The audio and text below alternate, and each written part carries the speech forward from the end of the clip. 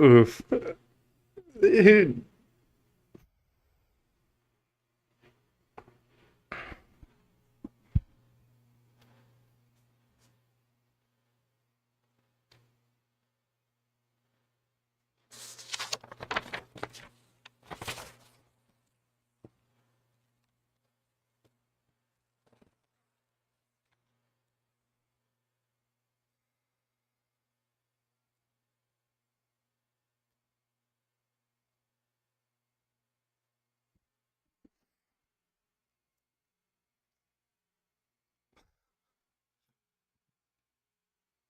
Fabian's not here. Is this an automatic default? Can I go? Is there a different rule for the championship? If he's a second late, I'm declaring victory and logging off.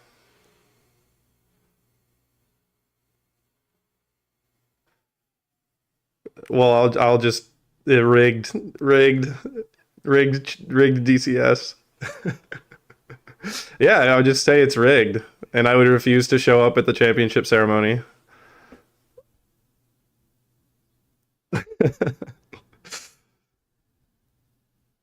Oh, we have the same mic. I need to just figure out what settings or what do you use to. Do we have the same mic? Yeah, we have the same mic. Yeah, it's like the Blue Yeti, right? Yours is just black. Black Yeti. Okay. I'm trying to see the settings you have it on. So you have it on that setting. And then the gain is this better? I know, we did that like a year ago, Admiral. That was a year ago. I don't even live in the same place. I had to update my drivers multiple times. I don't know how any of this works. It would not surprise me that my settings from that day are not the same. We did turn off the crisp thing on Discord, so that should have helped. I remember that.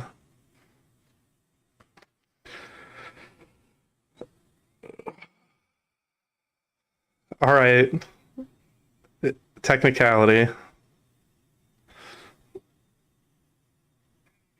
Hello, my mortal enemy.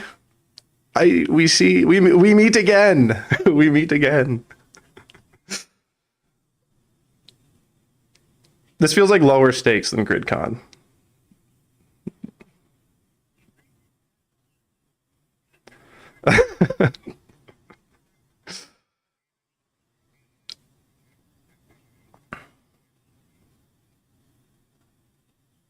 A ring?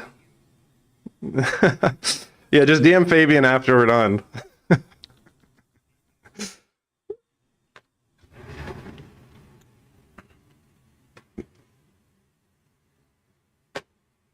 What are you? What was? Is that a hookah?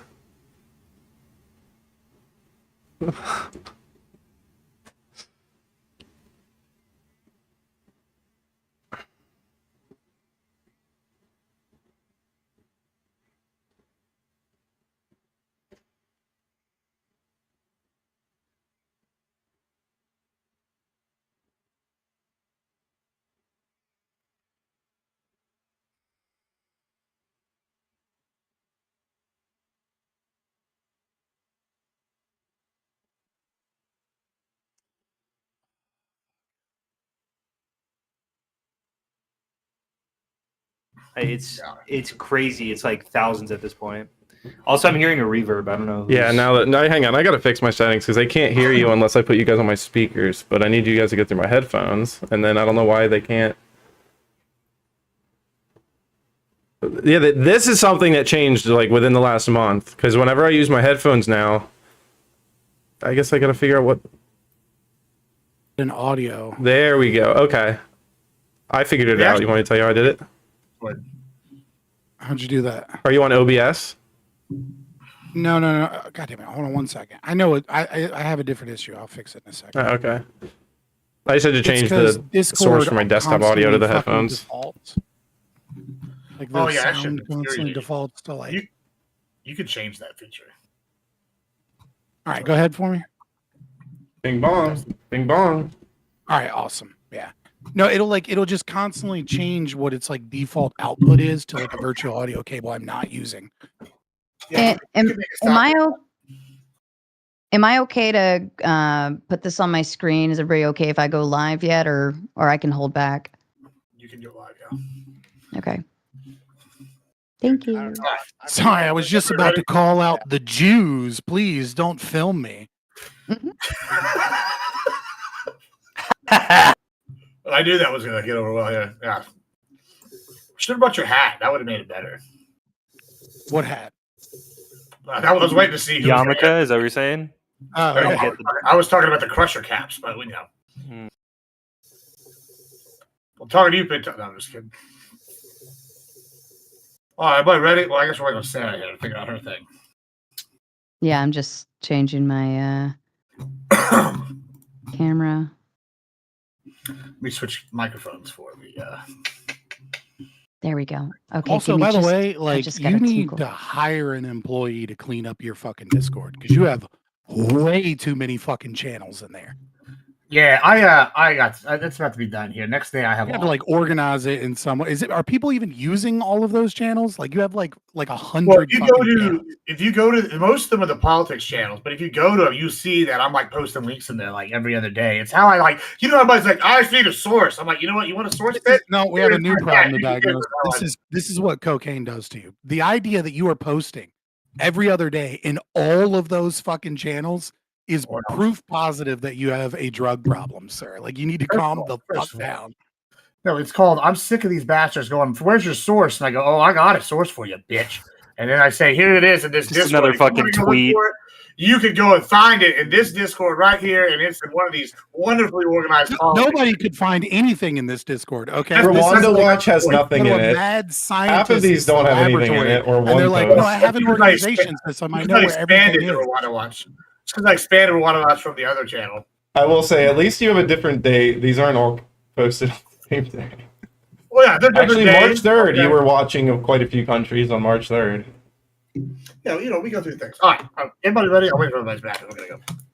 Camera's up. God damn, it sounds like you're in an Is my airplane. chat here? Where's my chat? Yeah, I can have no someone? chats. I have this box. of What is You happening are to getting you? negative points. You're Pentable. losing. It sounds 10 times worse now that you've done whatever you just did. What? My sound? Yeah, your Yeah, sound all we is hear is a ass. fucking. It sounds like you're in a fucking airplane engine now. Yeah. Yeah. Really? My Here, gain mute is all the way yourself and down. See how much better It sounds like gets. we can hear like an AC running next to your speaker or something. Holy God, it's terrible.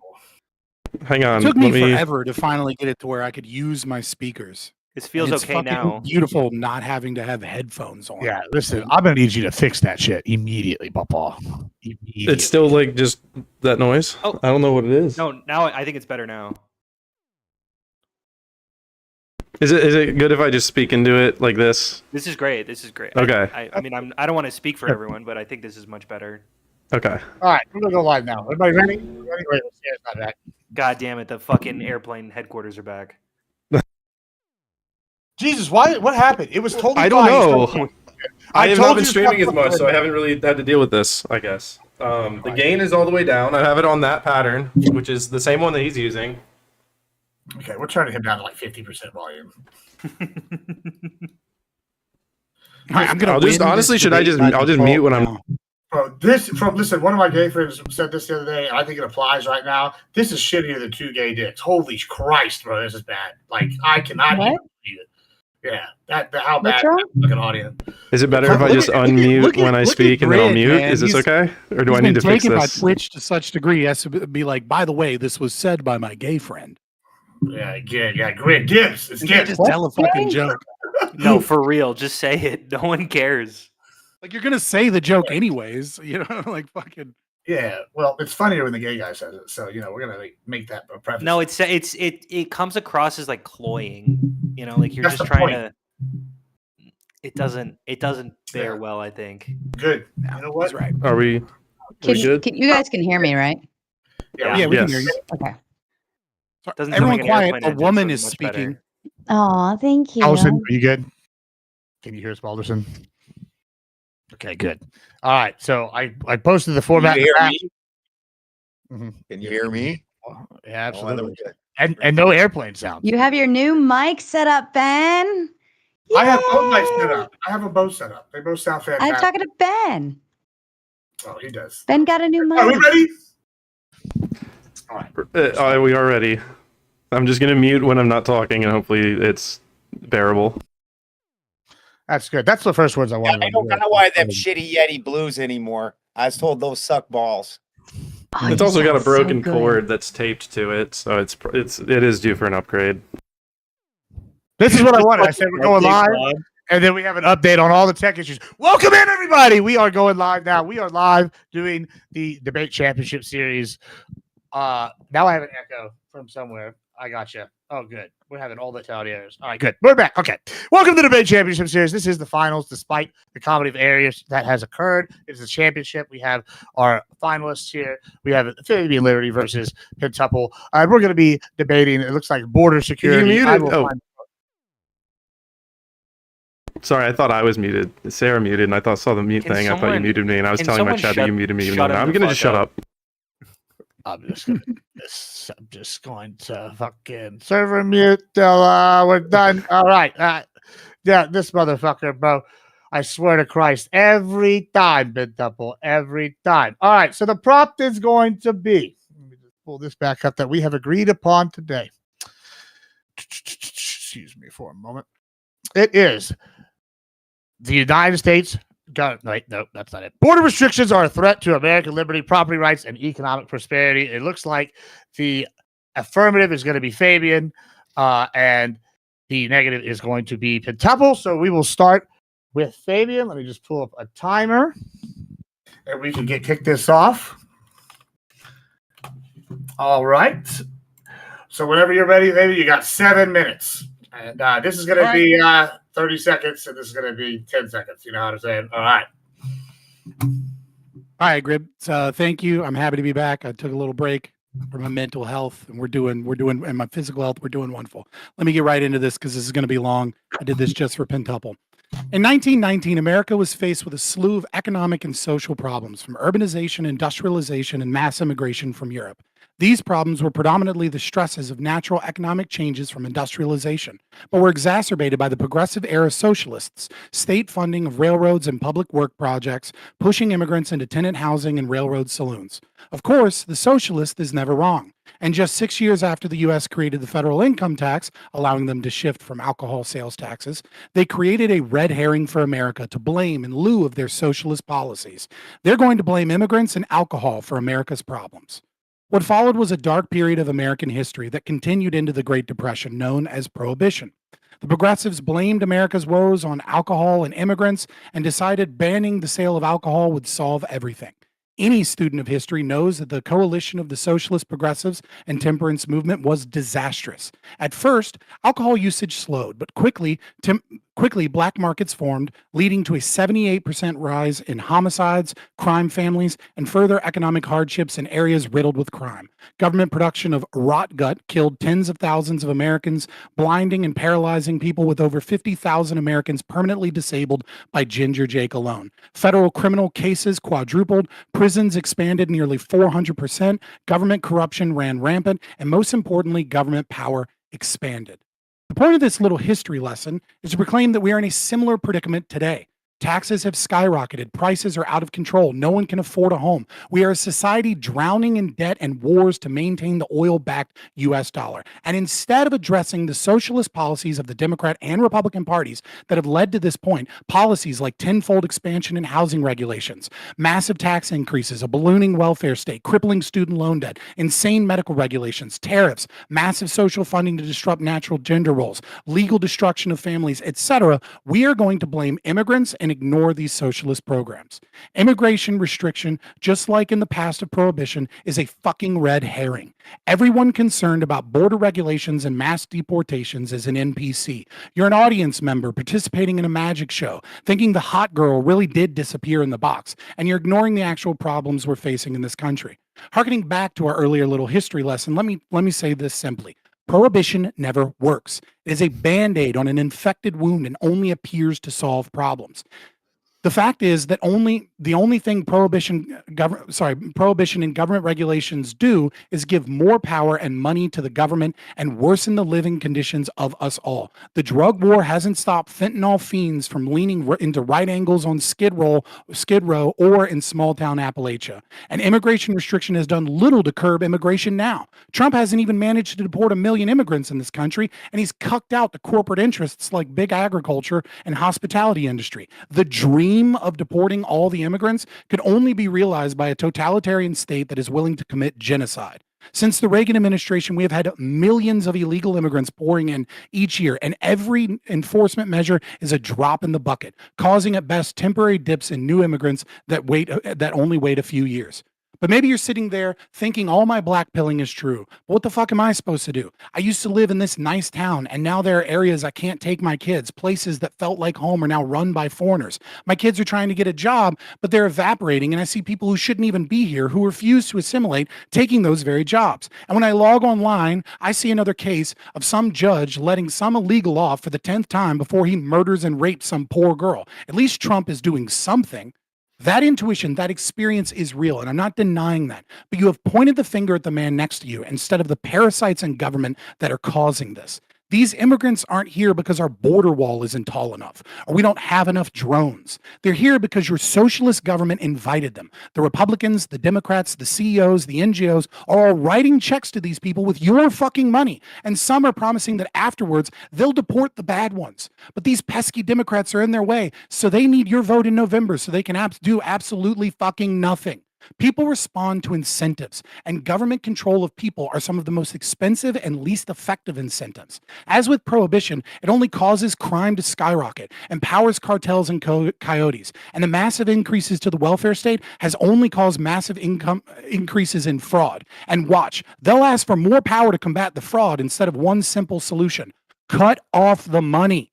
That's it. That's the solution. Stop writing the damn checks. Over 53% of immigrant-led households are on some form of welfare, 59% of non-citizen-headed households, and roughly 61% of illegal-led households are on welfare. The increase of socialist welfare policies are funding the worst immigrants at the expense of Americans. Chain migration policies, public schools and housing, NGOs funded by the state waive their legal fees while we fund both the courts and the immigrants they keep taking in. The people in power are buying multi-generational voters, cheap labor, and scapegoats, so you don't focus on how the magician is fucking you. I'll end this with another little history lesson. Remember those pesky immigrants that needed to be controlled with prohibition because the socialist progressives were funding public works and railroad construction outside the market demand and then blamed them for everyone's problems? They were the Ellis Island wave of immigrants from roughly 1880 to 1924. Only about 2% of them were ever turned away. Even though we often did house them and gave them jobs, we made them work, and we didn't give them million-dollar daycare clinics. We let people deny them jobs. The effect of this was nearly half of Irish and Italian immigrants and about 20% of Southern and Eastern immigrants remigrated. In the early years of the immigration, roughly half of these settled in the Midwest and West. Unviable immigrants left because we properly discriminated against them. We didn't give them handouts. And more would have left if prohibition didn't drive them into speakeasies, crime syndicates, and moonshining. Immigration restriction is a red herring designed by those in power to continue to steal your wages and opportunities and sell you a solution they never planned to commit to. Good, that was 6 minutes, 30 seconds. All right, let's whenever you're ready, Mid Temple. Go ahead. Since I got more time. Yeah, you go ahead, Mid Temple. You ready? Yeah, I mean, Yeah. Yeah, you gonna let me talk? Yeah. Okay. All right, there we go. Well, I'll start off. I'm gonna keep this really simple. This won't take 7 minutes. Fabian knows my debate style very well, which is none at all. So to quick respond, you listed a lot of things in there saying that immigration is a red herring from those issues, and that can be true in general political discussions. But you're definitely the one who's introducing red herrings when we're having a debate on immigration, and you're suggesting that all of these other issues are more important. They aren't for this discussion. So that was a red herring, if anything. I would retort. I agreed with some of what you said. Like, the reason that these immigrants came is that they were invited, right? I don't blame the immigrants themselves for what's happening. They were invited. Our government went down and assured them that they can benefit it from making it to our borders. The cartels have monetary interest, financial interest in this operation. This is not something that just happened naturally, where people just all on their own decided to go up north. Like, there was a political narrative that they were getting. And so I do agree with you. I think that had they not been invited and not welcomed in, a wall would have worked. Had we actually obstructed their ability to come, they probably wouldn't have even bothered trying. But the reason they came is because they knew they would make it in. All right, so here's my specific open. And I'll keep it really, really clear because we have a very clear prompt for you guys to judge based off of. Border restrictions threaten American liberty, property rights, and economic prosperity. That's the topic. Obviously, Fabian agrees with that premise, but I'm actually going to take a stronger than negative position here and say border restrictions protect these things. Border restrictions are the reason we have these things. First, we'll talk about liberty. There is no self-governance without a self. And a nation that fails to define itself it's already lost its ability to enforce any sort of liberty. You're nullifying laws that self-governance system passed. And so that is a violation of liberty right there. By not enforcing the border, that would be a violation of liberty. When it comes to property rights are defined by the ability to exclude. And this disconnect between the individual property right and our collective property right, they're different systems and they operate differently, but they have the same underlying principles. When you don't enforce border restrictions, those costs and that influence is borne by individuals. There's people that live all along the border that have regularly incurred costs from damage to their properties, like the cartels trafficking drugs through their properties, damaging fences and other things that they've put up personally. Your property rights individually might not be affected, up in a northern state if you're not directly, but you're passing off that burden to individuals. You just maybe don't know them. And then economic prosperity. I mean, everyone loves to reference that, the more immigrants we have, the higher GDP and stuff, which is just obviously true in any simulation. If you increase the population, that'll increase the GDP, but it fails us when you account for remittances, when you account for how much money is sent back overseas, when you talk about job loss, job opportunity loss, these things, their access to welfare programs, whether it's legal or illegal, they're certainly getting some access. When you look at emergency rooms is a common example. So enforcing border restrictions, I think, is required to protect these things. So it's not that it doesn't. I'm taking a very strong opposition here. It's not only that it doesn't threaten them. We need it to protect these interests. I think the issue that I take with your position primarily is that you treat these things like liberty, property rights, economic prosperity as some natural resource that we accidentally discovered. These are things that were built over the last 250 years by Americans, whether it was through the Civil War, whether it was through the Revolution, whether it was through the Civil Rights Act. Everything in our system can be traced back to a people who fought for something. So these aren't unlimited resources. They're not natural resources. The idea that anyone can come take advantage of the American dream is a limited resource. It's not an infinite resource that we can just pass out to everyone. It's made up of the opportunities that are provided to us. It's made up of the job access that we have. It's made up of those social programs that we should generally have that help people when they fall down and get down. I'm not inherently against all welfare programs. I just think that the amount of abuse and sort of the vicious cycle that people get sucked into, where it's really hard to get out, and it's not even necessarily their fault. People get sucked into it. They'll build a life based on that, government disability or whatever it is, and then when they try to get out, all of a sudden that's pulled from them. And so there's a system that like traps people into this. But ultimately, my position is that without border restrictions, we couldn't have any of these. How do you have a property rights if anyone can come into the country? The country's property rights are just as real as your individual property rights. They obviously operate differently, and they're not as concrete in front of you, because when someone invades your individual property rights, that's much more real than some vague national border rights, but they do operate the same way. So I'll leave it at that. That's my open.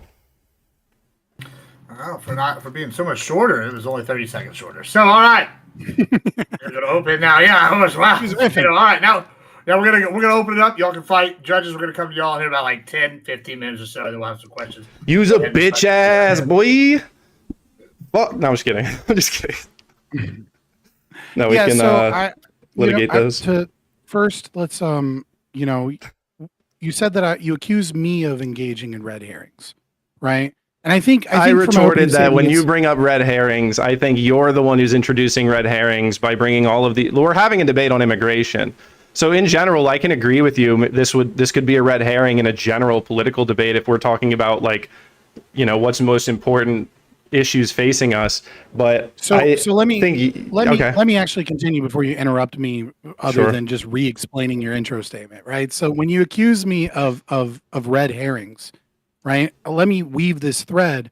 I do not believe that they're red herring. Maybe you do, or maybe it's just like a general retort. But what I would say is that I'm talking about when people talk about immigration, you yourself admit, you say, look, I don't blame these individual people.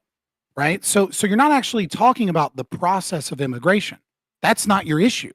Right. The process of an individual crossing a border is not the thing that makes you go, ooh, this is a problem. What you're talking about is rising home prices. What you're talking about is, labor. You're talking about the inability to afford a home. You're talking about all of those things that I mentioned, and you have attached those to our immigration policy, or at the very least to the tens of millions of illegal or undocumented migrants. So it's not a red herring when I say that I think that you've wrongly attached those things, and that instead of focusing on all of the things that would actually solve this and the things that are causing that incentive structure of that migration, that by people focusing on stricter border restrictions and by focusing on deportation, that they have actually missed the forest for the trees.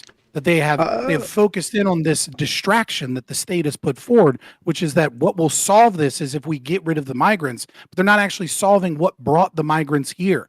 They're not actually solving why they keep coming. And the fact of the matter is, we could spend infinite money and we're still going to have black markets. And that is why I brought up a historical example of prohibition, is because that when the state tries to really deeply control people's behavior on a mass scale, what often ends up happening is the government gains power. Their government gets more corrupt, crime increases, problems increase, because we have just driven this thing into a more black market space, which is kind of like where we're at now, and it's worsening, and we're not actually addressing the problems. Well, I can concede that there's tons of variables that can affect an issue like housing prices. Sure. And if we were talking about housing prices, there's certainly other things that have nothing to do with immigration that affect that. But what I'm going to challenge you on is you certainly wouldn't suggest that immigration has no impact. Legal and illegal immigration both affect population, and population certainly has to do with housing costs. Right? Like if there's 20,000 more people in a given area, that's going to increase marginally. I would reject the concept that a free market actually causes this problem. Right? The reason we have a housing problem is because we have public housing programs where we're housing immigrants in places that are already purchased. The reason we have a housing problem is because of government regulation. The reason we have housing costs problem is because of quantitative easing, because of supposedly capitalistic market of private equity and finance that is so deeply embedded. Like this is not a free market system. Under a free market system, we pull back those regulations and we allow and we don't give welfare or public housing to these people, then we can allow an actual supply and demand equation to occur. Because if you get rid of all the immigrants, right, you do increase the housing supply relative to the people in the country, which in theory would, at least in the short term, would reduce the cost of housing. But the problem is that you've also gotten rid of some people who build houses. You've also gotten rid of some people that may live in multifamily people who are homes, illegally right? building houses. So I would retort that that's a job that an American could have taken. Is like not a, if there's a is demand like a for something to be word built, that it will be doesn't really matter built. to me, right? Like just being like, but it's illegal. It's just like there's no No, moral argument you're for that. suggesting that by removing that illegal, the job wouldn't be completed. What I'm saying is that job being done by an illegally, there's still the demand for whatever house he's building to be built, right? They're obviously going to have to pay more for an American to do that, but that's what I'm asking for is for you to meet the market rate. Let's say we have 400 million people in the U.S., right? And Okay. 10% of them are like, I know it's like last census was like 340 something, right? But let's just pretend for easy math. Sure. 400 million, right? And then let's say 10% of all people are illegal immigrants. And let's say we Okay. can push a magic button and like those 10% just immediately disappear. No cost to us, right? So this is like the perfect scenario, right? The government doesn't need more power. The government doesn't need more of your taxes to get rid of these people, even though it does, right? But in a perfect scenario, what we've done is in the immediacy, we have a certain amount of homes, right? And so in the immediacy, we will obviously lower the cost of housing. But in a perfectly free market, that's eventually going to just pan back into a normal place because we've also gotten rid of 10 million people that would potentially buy or Right. rent homes, right? So it doesn't actually have a meaningful impact on it. Now, if let's say the immigrant population was predominantly working in construction, and if we had, let's say, a labor shortage, right, to meet demand because I don't know, Americans that are, citizen born are more likely to work in things like corporate America or the service industry, then the long-term effect would be increased housing. And I think that the latter example is likely true, is that you're talking about a population that is more invested in terms of the labor market in construction. And so, but again, maybe construction then pays more, right? And corporate jobs pay less. So some people end up switching from corporate jobs into the construction industry. Like it does eventually pan out. What I'm saying is that the price mechanism, it's a Band-Aid. It works for like a couple years because if you get rid of a bunch of people, you have houses that are already built and you've reduced the overall population. So therefore houses get cheaper. But if you don't actually address any of the underlying problems, the supply demand equation, right? Like the price eventually levels out again and you're in the exact same place you started, except you spent a bunch of money getting rid of a bunch of people. You haven't actually fixed anything.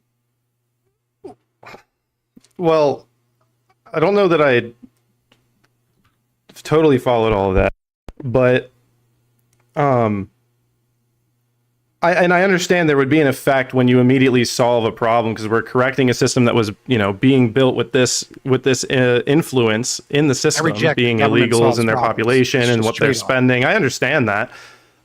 Like I know that they don't spend $0 and that they're paying sales taxes and stuff like that, and that we would see an effect, but ultimately, a lot of them are working under fucking false Social Security numbers, so they're paying federal income tax and Social Security tax and Medicare and Medicaid too.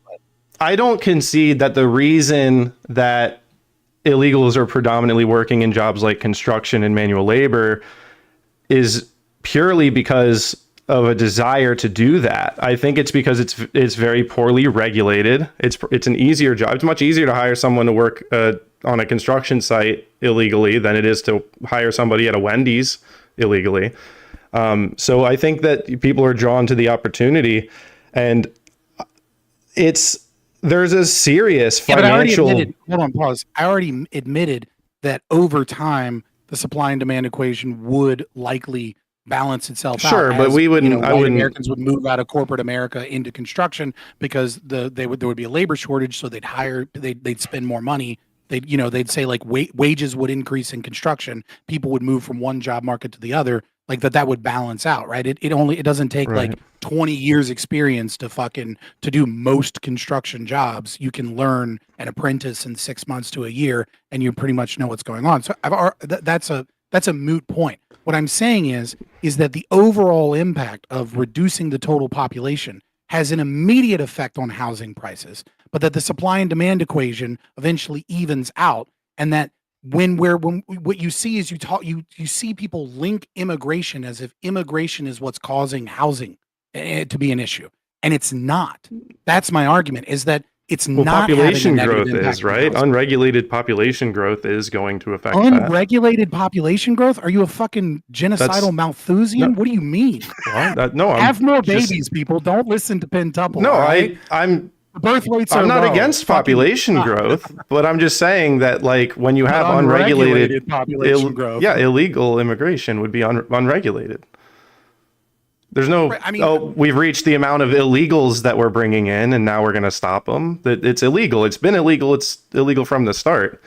I mean, I what's think the significant difference between, like, if you say we ought restrict people coming in, right? Yeah. What is the argument for it, right? Because the arguments that I heard from it, and correct me if I'm wrong from your opening statement, right, is that we have an identity as a nation of laws, Yes. and that by breaking those laws, we lose our identity, and therefore we lose liberty, because liberty is not like a real quote unquote natural resource, though I don't treat it that way.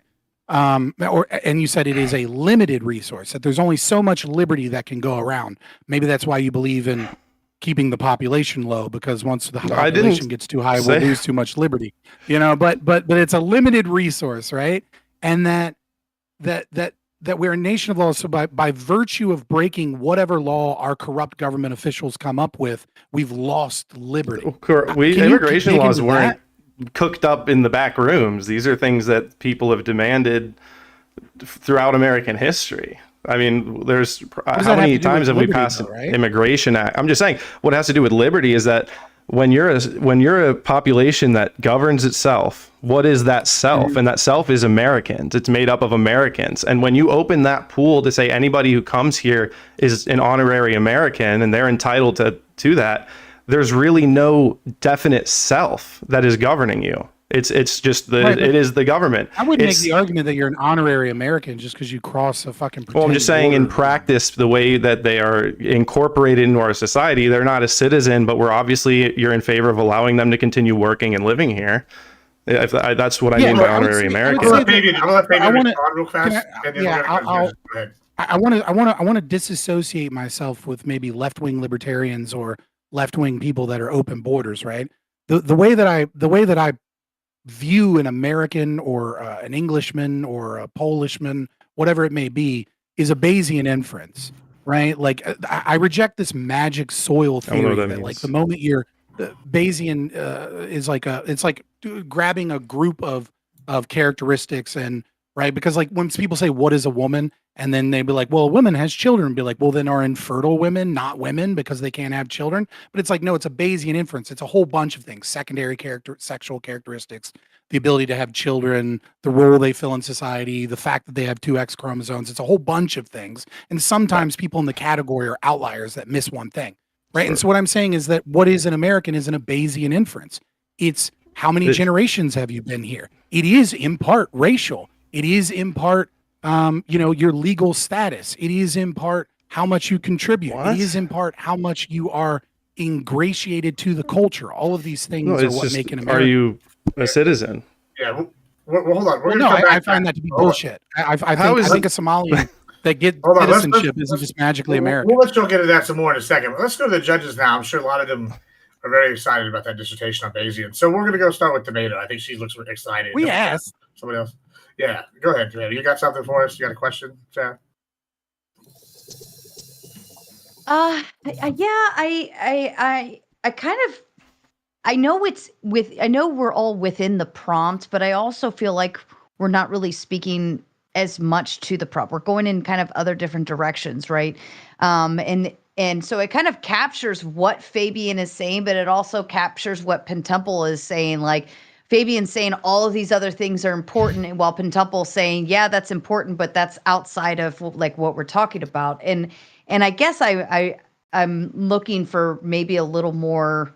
I'm not sure what kind of clarity I'm looking for, but I'm looking for it somewhere. So I'm gonna just keep listening, and I'm gonna look for my answers for now. But you guys are doing great. It's a great conversation. Question? I have a lot of questions. Like, so- I can direct that, right? I can. Yeah, answer that's fine. If she wants to wait, we can go. If he said I'm a lot okay of with it. questions. We Let's like go to all right. a lot of questions. Sorry, me? Yeah, you. Yes. Yeah. My name's Hunter. So this is gonna be for both of you guys. Just really curious just to frame the conversation. Well, first off, actually, Fabian gets points off for confusing Bayesian inference with linguistic prototype theory, but that's fine. We can move forward past that. This is for both of you guys. What specifically are your policy prescriptions? So, Fabian, would you advocate for like a completely open border where all we have to do is just register who's coming in and there's like no barrier or we're not turning anyone away? Like, what sort of filtering process would there be? And also to Pentuple, what would your policy prescription be? Do you think we can be as aggressive as we want to be towards the people attempting to come into the country? Do you? Okay, that seems like you answered that question. I'm just kidding. No, I'm just kidding. That is not my answer on the record. There were Please, some. that is not my answer. Obviously, there were some. I forget it. I think it was Greg Abbott who advocated for putting in barbed wire into the rivers. They were the orange balls of death, and they're not as bad as people made it out to be. I can show you. Sorry, are you part of the conversation, Gibbs? Yeah.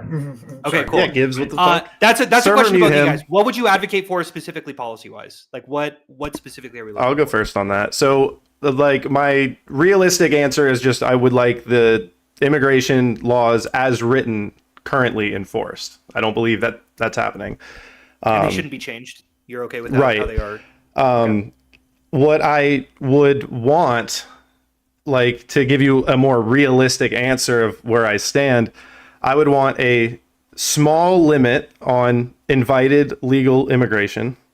So it's not an entitlement that people can come claim. It's like, you've been invited. It's a marriage visa, certain work visas, entertainers and stuff like that. Fine with that. I would like to see more self-deportations. And I think the way that would be achieved is by just simply cutting off their access to any sort of support programs, cutting off their access to employment. I think that would just they would go back to their home country, which is ultimately what I desire. I don't have some sort of I understand why these people came. And if I was in their shoes, I would come too. But I do want to see the people who are here illegally return to their home country. That doesn't necessarily mean it has to be through forceful deportations or, through ICE or whatever. But I just want our current border to be enforced as written and strongly. And that's what I put it. Sure. Fabian, your answer to policy prescription? Primarily magic button, complete disillusion of the state. Without that, Sure. Gradual to the greatest ability that I can, gradual lack of enforcement of the border and massive defunding of all social welfare programs. Sure. This will lead into another question that I have, so I'm just going to read it as I wrote it. We talked a lot about supply and demand in terms of housing. So I think you would concede that zoning regulations are restricting supply, and that's part of the reason as to why housing is so expensive. You also mentioned other factors like quantitative easing. If you're president and unable to fix the housing supply for whatever reasons, that the supply is still artificially restricted because of local regulations.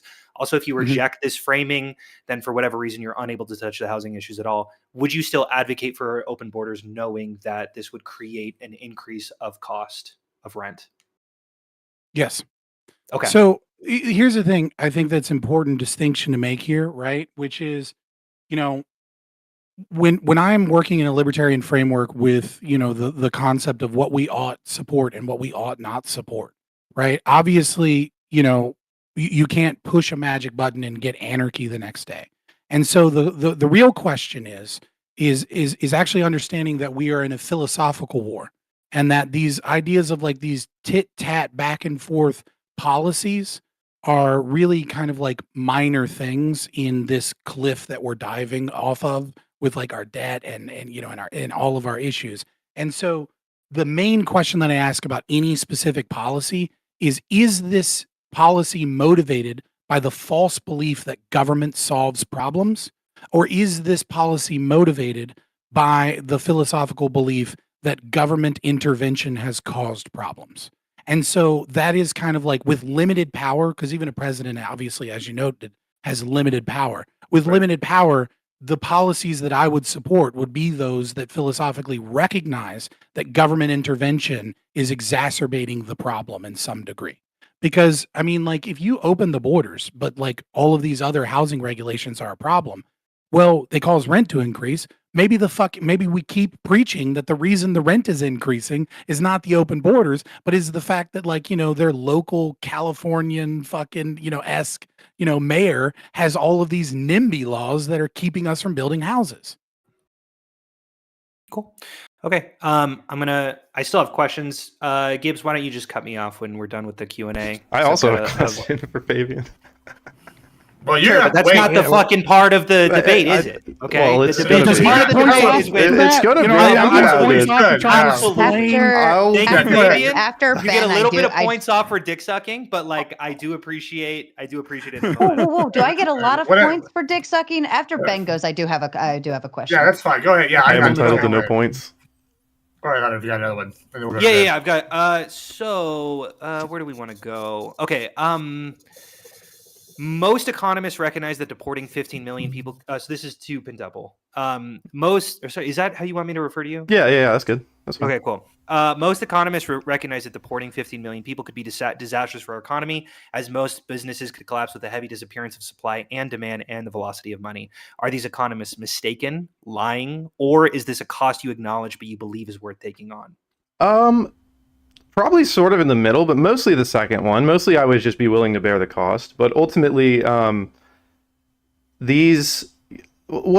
I fail with is there is a serious like financial and money interest in these immigrants being here when you talk about big business, especially like big business with manual labor. I absolutely understand that there would be a chaotic outcome, I guess, if we were to do, some very swift removal of 15 million people. I don't think that's the optimal way to solve the problem, right? It's not always necessarily better to be faster. I think there's also consequences to being too slow if we do nothing, but I'm not necessarily trying to solve this problem as fast as I can. And I understand those concerns, but generally speaking, those concerns like businesses who have employees that are here illegally, they're going to have to hire Americans, and Americans aren't going to work for those lower wages because they need to survive in the American economy. They're not sending money back to, a third world country where it goes much farther. So I can concede and recognize those issues, and those would be very relevant if I were, the president, or if I were in charge. I wouldn't, be so bullheaded that I want just the fastest solution. I would want an optimal solution. I think an optimal solution requires that you do things more slowly, but those costs, some of them maybe we might be willing to bear some and not others, if that makes sense. I don't, I haven't really sat down, and obviously that would be a whole process if you and I were the president and vice president trying to solve this. But generally speaking, I would be willing to bear those costs and that chaos because I do want to ultimately put us in a position where America is for Americans. We are self-governing. We have a defined self, and that self is American citizens. And well, let's just go. Hold on. I hear Fabian. Can I ask a question? Like, what the fuck? No. Oh, no. You didn't get asked. We're gonna go long. How the fuck? You ain't going to go on for the whole debate. I have questions for you. I haven't gotten to yet. I'm waiting patiently. Don't worry, we got a whole phone. I got a timer. Relax. We're like in 7 minutes. Baldwin, go ahead. So, I kind of have the flip side of the same question for both of you. I want to start with Fabian. Do you think that what would you do? You laid out that government does not fix things. But you have to admit that if we open the borders, it's going to flood with people.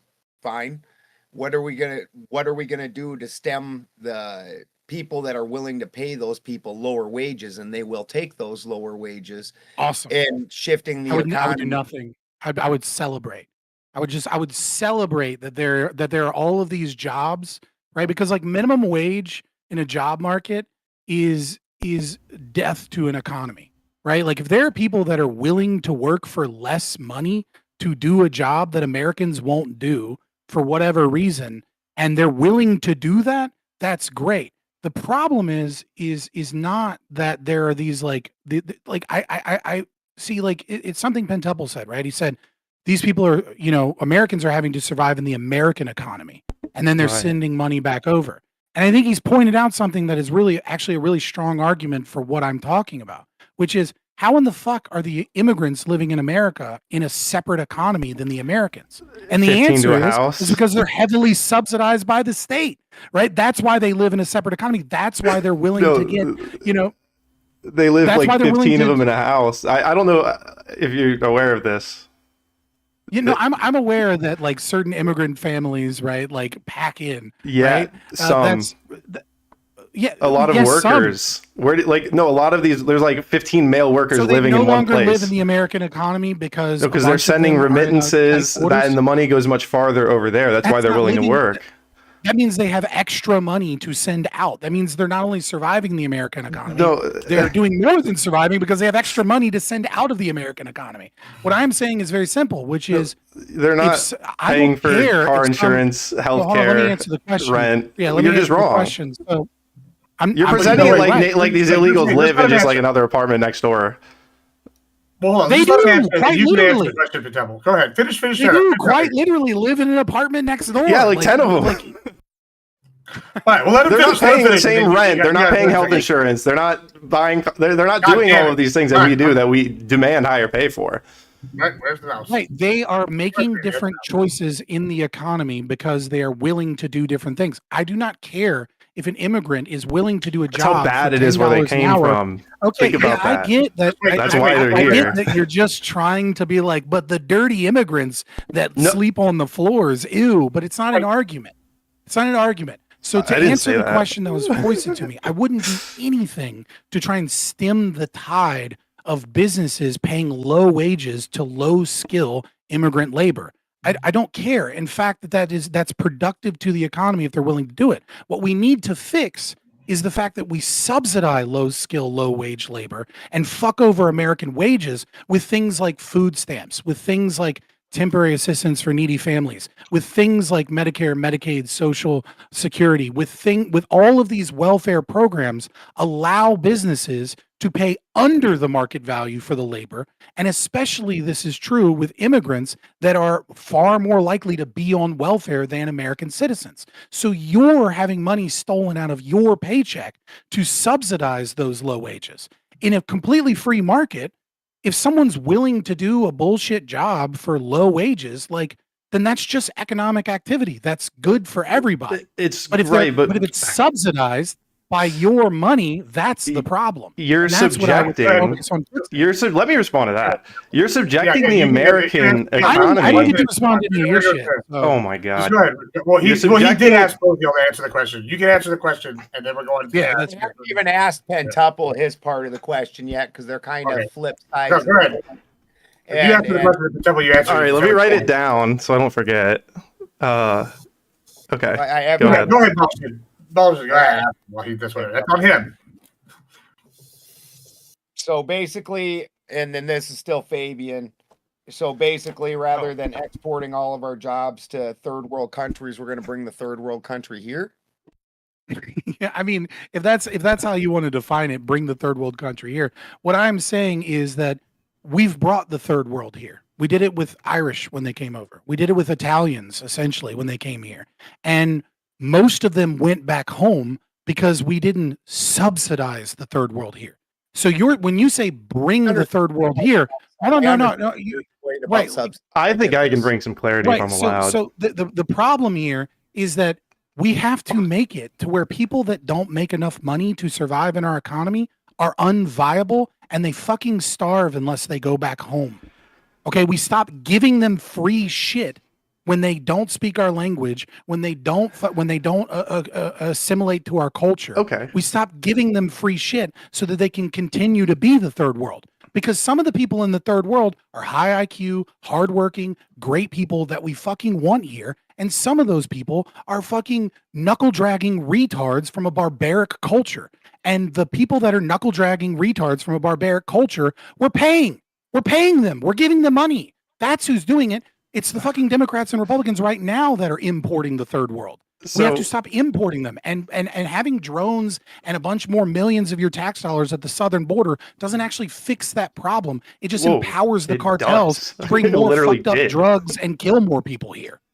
All right, let's go. The Hold on. inflow of immigrants has gone down since Trump got back in office. That's objectively true. How am I not allowed to respond to this? Well, we're debating. I'm debating it, and I can't even put my thoughts on the record. How are you supposed to judge this debate if we can't even both get on the record on the subject? You are going to get on the record. I'm going to directly respond to Fabian. It'll be some of the most valuable input for the judges to see where me and Fabian differ. You will get a chance. No, I'm going to forget, and you're going to. That's what's going to happen. Write it down. That's your fault. That's your fault. All right. Go ahead, Boz. And for Pentuple, what would you do to remedy the problems that the mass deportation are going to cause, destroying an already fragile supply chain with cost increases? Well, I guess it depends if you're asking me if we go like through mass forced deportations or we encourage mass self deportations, because self deportations would happen as naturally as they came in, right? So like the economic impact would be not as, I guess, like objective maybe. Like I understand what you're saying. Like if we just deported 15 million people, if it's a low end estimate in my opinion, but didn't we have 10 million just during Biden's term? 15, I doubt it. But I understand. Trust me, I understand, and I would just reiterate, my interest in solving this problem is not that it has to be solved as quickly as possible. It's that what are the principles that we should be implementing on this, and how do we get to a world where the consequences of failing those principles, like we live in today, how do we phase out of it? And I think it takes a serious approach, and I don't think it can go too slowly either. I do think there needs to be some urgency to get there. But if I were the president and, they were putting this plan in front of me and said, look, just sign this bill and we're going to go out and like deport everyone as fast as we can, I would be willing to concede that that's not the best approach. So even if they with self-deportations, because let's say self-deportations would happen slowly, and it would be it would depend on the individual circumstances. Like it wouldn't be. Know how we're going to fix that break in the supply chain, and as American workers are filling these spots, we understand that the $5 an hour Mexican and the $20 an hour American, that's going to create a substantial cost increase and put a large break in the supply chains. Yes, I would accept that, because that's where we would be had we not had these issues in the first place. Those wages, like $20 or whatever, if that's the fair wage to legally hire somebody, I do want somebody getting paid that. I want them to be forced to hire somebody at that wage, and they probably will raise prices, but ultimately I'm willing to accept that because I want to get to a system where this wouldn't have been there in the first place. So it's easier to say, oh, here's the benefits economically of having lower wages, right? Like this is what Fabian's sort of getting at. There isn't a recognizable economic advantage if you're just looking at prices of goods and you're looking at the wages that we're paying these workers. But I'm saying if we had never made this mistake of failing to enforce our immigration laws, we wouldn't even know what that benefit was. Obviously, we can see what it is now, and it's great for those who are, when you're spending lower prices, but I don't think it's worth all of the residual effects that we're having in the country, whether it's crime, housing, all of the other, downstream things. So I guess I would just say that we would see a price increase. And that's to the point that these people undercut American wages. We would see price increases, and those prices would actually be going to American workers, not getting sent out in remittances. And what I wanted to press Fabian on here is that I think that we actually share a general economic view of this, but your interest is much more in the global economy. Because if I was thinking just global No, economy, I understand what you're saying Before we go back and forth, about. you can press it. But hold on, what we're gonna do, Sarah. Well- you don't get to ask a question. We've run out of time for the judges' period. We're gonna get you to go first next time. But go ahead if you're gonna continue. You can. I'm gonna get back to the table if you want to press it. It's so I actually I'm gonna pass now. I'm getting more stuffs and it's working for me. So All go right, ahead. cool. We're gonna come to you first then next time. Go ahead, Pit Devil. You were talking, and then it's open. So, y'all can find each other. like the economic principles, I understand. Like when you're looking at a global economy, if someone's willing to work for less, that's fine. But I am exclusively identifying the American economy, and my biggest issue with embracing the global economy has to do in large part, and this is a part of the immigration issue. It's a little bit derivative, but birth rates. And I know we mentioned that earlier because there is a relevance here. In third world countries and poorer countries, you have much higher birth rates than developed Western countries. As a country develops, the birth rate goes down. So when we accept immigrants from these third world countries, it's essentially an infinite source of immigrants that we can take in because their birth rates are so much higher, and it takes several generations once they get here for their birth rates to match ours. So the immigration issue could even just be a numbers game. The amount of people that are, use a video game term, being spawned into reality in these places is 4 times higher than it is where we live. And so I'm defining the American economy, and certainly there's benefits to engaging with the global economy. I'm not an isolationist, but there's also consequences to it. And when you're talking about human labor and those sort of things, if we open the doors, these sources of humans, just being other countries, there's essentially an infinite source. They're not. If we want to really help the global economy, we need to help them modernize so that they're not as desperate to come here, because that's what will get their birth rates down. That's what will help them benefit from the similar things that we benefit from here. I feel like and this is why I went to earlier, that like these aren't unlimited resources. We're giving the American dream away, kind of like a cashier at a pizza restaurant might give pizza away to his friends. He's not the owner, he's just the cashier. He doesn't understand that there's a finite amount of pizza because there's always pizza available. But the owner, seeing that, would understand and recognize there is a real loss and cost here. It might feel like, such at scale, just so large that it doesn't matter, but it does matter. And my focus is primarily on Americans, and I just define that as an American citizen. I'm not necessarily interested, and obviously I want people to embrace American culture. I want people to assimilate, but ultimately it is simply a binary. You're either here and you're a citizen, or you're here illegally. And I'm not making some sort of race-based or any other analysis than that. And it's a very objective one. You either are or you aren't. There's not really there's no gray area in that binary. Okay, you're on a little bit of a. Let me address. You made a lot of claims there, right? So first and foremost, this stems from an economic misunderstanding that you made earlier, like as you transitioned into this, which is you said that is the wage, right? But when you were talking about an American being paid $20 an hour, right? And then you admitted that prices would go up. But like we've seen economic isolationism or nationalism, in the 20th century and what it does to economies before. We saw this in fascist Italy. We saw this in countries where they really tried to close off their borders and maintain, their sense of identity. And I'm not calling you a fascist, right? I'm just simply saying we've seen this concept of, the labor ought be the German man, or the labor ought be the Italian man, and that like this import of labor will destroy the economy. And we watched it play out, and the exact opposite happened, right? Which was that when you restricted labor to an extreme degree towards the native population, prices went up, and it caused serious economic problems, to the point where Mussolini had to put in a libertarian to run his, a libertarian that was also a white supremacist, but a libertarian economically in one domain, right? And he put him in charge, and he got rid of rent controls, and he got rid of a lot of the export taxes on foreign goods, and he was allowing some foreign labor in, and then the economy did better, and then he got rid of them, and he put an isolationist in, and then the economy got worse again. So it's not the real wage. What it is it's an artificially manipulated labor market by the U.S. government.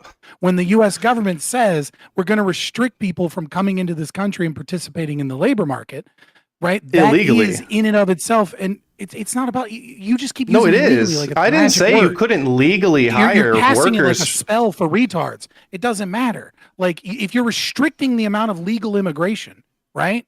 Yeah. Then it No, doesn't matter. You're illegal. restricting the labor market. If you're Okay, but- legally okay, here so and you're are legally you for working, you can unlimited continue legal to legally immigration? work. I'm Are you saying here? Are you in support of unlimited legal immigration? no way. Okay, well then it doesn't. Then the distinction between illegal and legal here No, makes no difference, and it's just a I'm- magic word I'm you're talking using. about- You're not actually addressing the You're argument. talking no, you're muddying the waters because I'm not talking. I'm talking I'm about not muddying the waters. workers. You are by just You keeping can saying legally illegally, like hire that matters. people who aren't American citizens, but you have to do it legally. That's all I'm saying. yours- And I'm saying when you allow people to break the laws in hiring, yeah, the reason they're doing that is because it obviously comes with a lower cost. So when you take that away, they don't have that benefit. I understand that there is a You're talking benefit about there. population. No, you can't have your cake and eat it too. You were talking about population control and restricting immigration in the hopes that we don't have this unlimited sieve of a border that just lets in new and new people as they continue to breed. What you were talking about is government regulation of the amount of supply in the labor market, increasing prices. You're talking about making every American's life more expensive. And you're talking about and that you're saying that is a price you're willing to pay is to make people pay more money at the grocery store and make the houses more expensive because we got rid of the people coming in that don't necessarily mesh with our values, et cetera. And what I'm talking about is stop paying people to come so that unlimited, as you say, which is just not true, right? In a few generations, like every estimate shows that like populations are going to level off and like the birth rate problem is going to be a problem worldwide. And like that is an entirely different like climate issue, plastics issue, medicine issue, whatever socialism that may be making people's lives harder, whatever you may blame on birth control things. My argument would be that it's actually, as a society becomes more controlling and more socialist, is when you see population decline, because the most socialist countries have had some of the worst birth rates.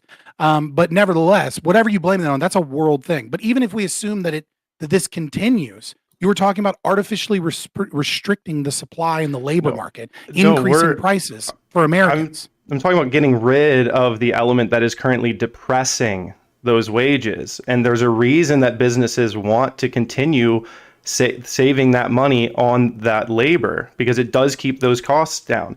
If we had had our immigration laws as written and we had never had an issue, and there were no people here illegally, we would always have the $20 American, just for the purposes of this example. And what I'm saying is it's easy to look at that and say, oh, well, here's what the cost would be if we just had taken advantage of this. Right, and we would have a $20 American job, right? And that would just be what the market rate was for it.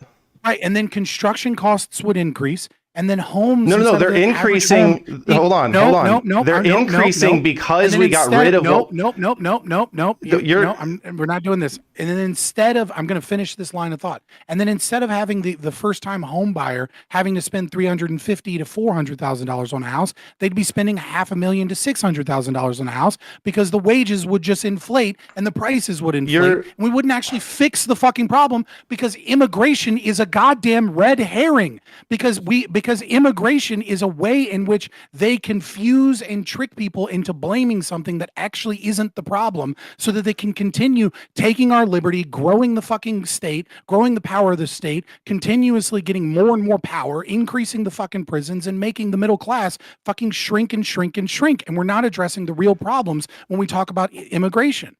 And that is what makes immigration a threat to those things, is because it allows the state to continue to do all of the evil shit it's doing. And we keep pretending like this is the problem when it's fucking not. It's not. So what I'm trying to say is that you're comparing current price with the price of these goods depressed by these illegal wages.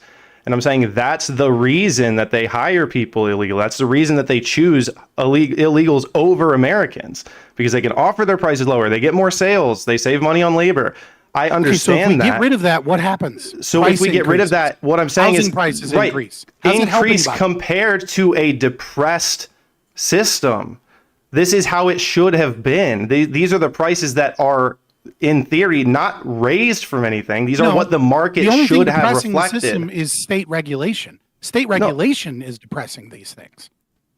The migrants that are working are doing so outside of the law. They're doing so outside of the depression that the government is intending to put on the housing market. The depression comes from the fact that they are willing to work for a fraction of the wage, which allows them to pass on those savings to get more sales. So they're voluntarily working.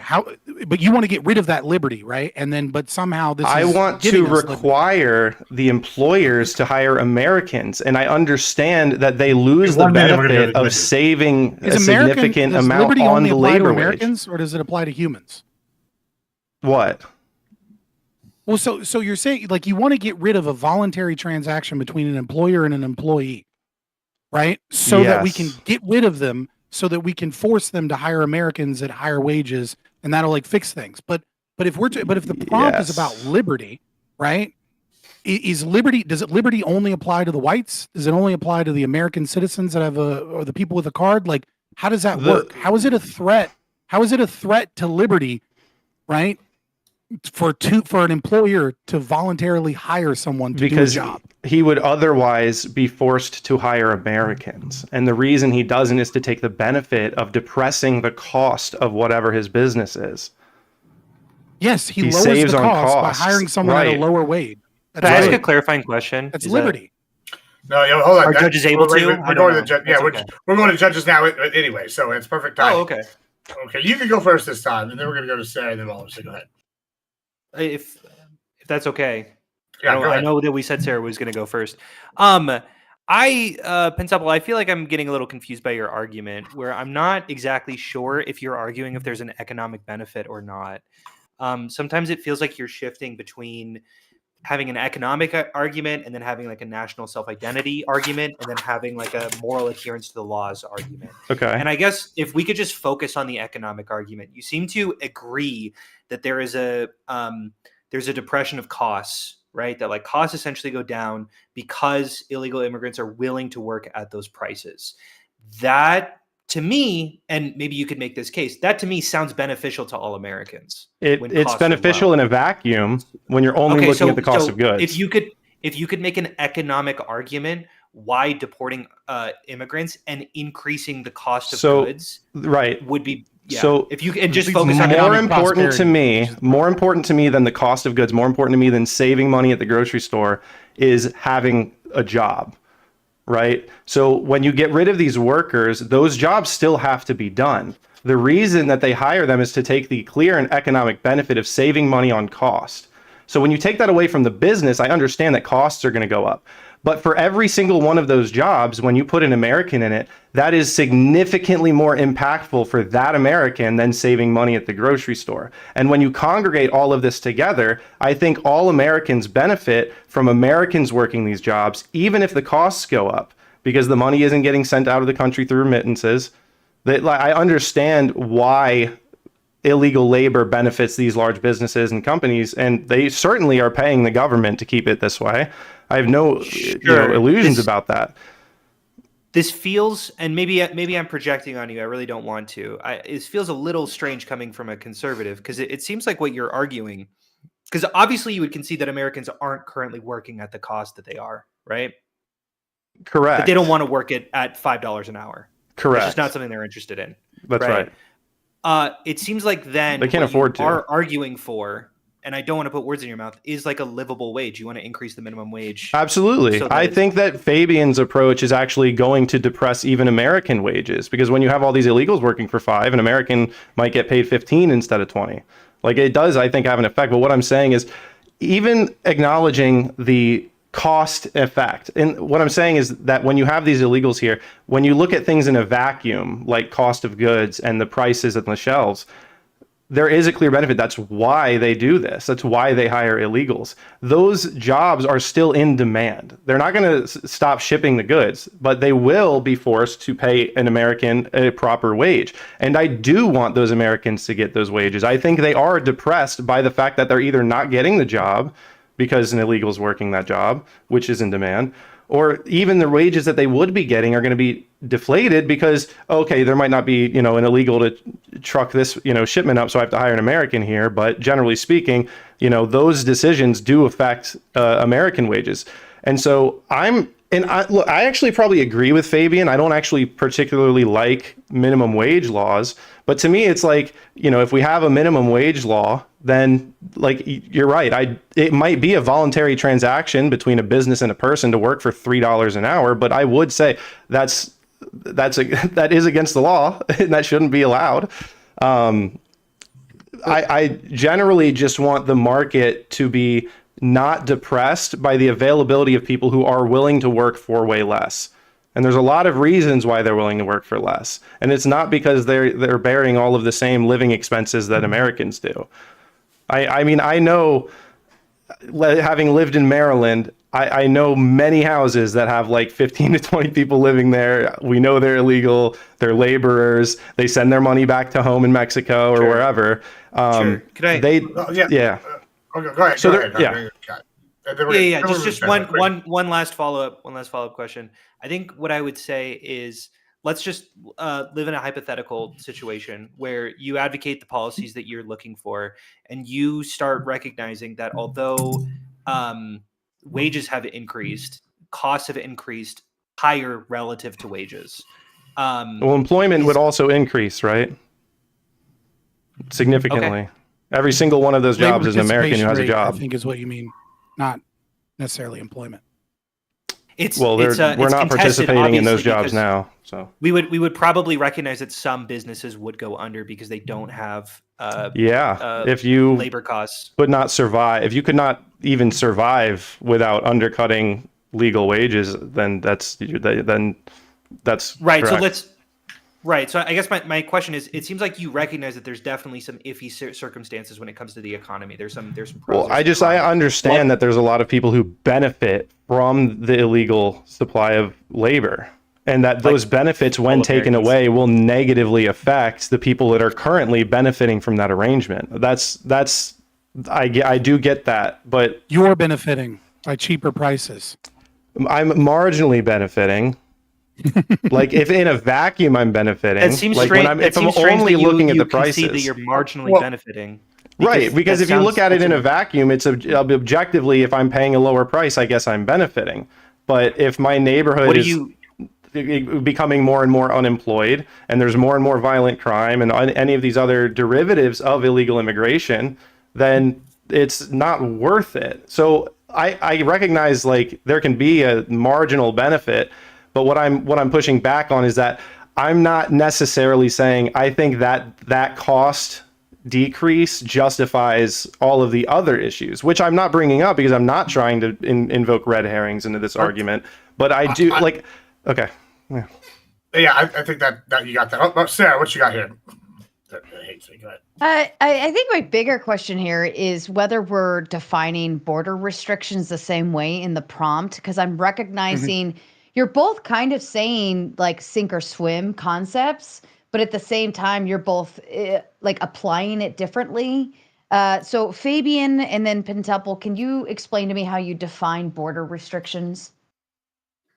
Yeah, so I would define border restrictions as any government action that treats the national border as some sense of shared or communal property, and then treats people differently from a legal status perspective based upon where they are on that border, right? So I would say deportation, I would wrap up into border restrictions, right? Now, if we're talking I think the most literal interpretation might just be only enforcing the southern border, but like I think everybody recognizes that like it's important to recognize, or everybody recognizes that it's important to know or to say that deportations are obviously part of that immigration policy that deals with restricting of the border, because we're talking about it, I guess, more colloquially from like the open versus closed border perspective.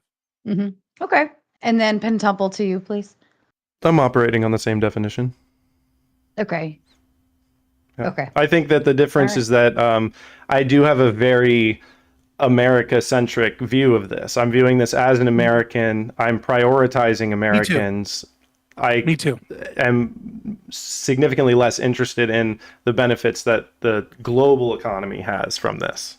Because from Me their as well. perspective, there's immense. I don't give a fuck value. what happens to Somalia. They could all burn, and it wouldn't bother me. I wouldn't lose. Well, see, I would say if I were Bomb talking them, about Somalia, but if they like I would implode want, of their own design, like whatever. That So sucks far for that them. affects our supply, right? I guess earlier you were kind of going Learning a through lot from Somalia semantics other than where people. here's why I have the question, because Fabian was poking at Pentuple on the legal immigration versus illegal immigration, and that's why I wanted to confirm maybe we were operating under the same border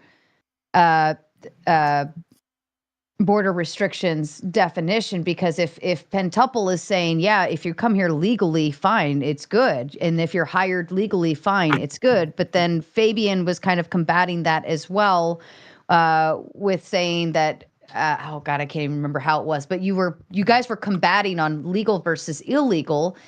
And so when we come to border restrictions, I want to know and understand that are we all saying, okay, legal immigration good, illegal immigration bad? Because this can change the terms of what we're fighting for within the prompt, right? I was attacking his usage of illegal because he was using the term illegal as a way to dismiss the argument, because he's still because I was talking about the restriction on the labor market by saying that there's only a certain amount of people in. And then he's like, well, illegal. And then I'm like, are you for unlimited legal immigration? And then he said that he wasn't for unlimited legal immigration. So he is in favor of restriction of the amount of people that can come into this country, regardless of the criteria. But that is why I made the distinction between illegal and legal. Me personally, I don't care about that distinction between illegal and legal, other than for breaking down data or better understanding the problem, because I'm against the government saying that there is any level of restriction on people coming across the border, because I'm advocating for the incentives that are causing the people we don't want to come here. I don't care about the government, and central planners coming up with a magic number of, fucked up people that somehow makes it work. I'll give you a quick answer, Sarah, just to let you get back on your train of thought. But when it comes to legal and illegal immigration, I'm not pro unlimited legal immigration, because I think there would be consequences to that. But for the purposes of this prompt, when we're talking about liberty and self-governance, legal immigration is the democratic law of the land that we've passed. I don't think that violates our liberty rights in the same way that having unregulated against the laws that we've passed democratically in this country does. So when we're talking about like workers coming in, the reason I objected earlier is because I'm not against hiring, specialty workers overseas who are, maybe a, master in a particular craft. I'm not against engaging with the global economy, but generally speaking, when we're looking at things like manual labor in the South, there's a financial reason that this is happening, and there is a positive and negative effects from it.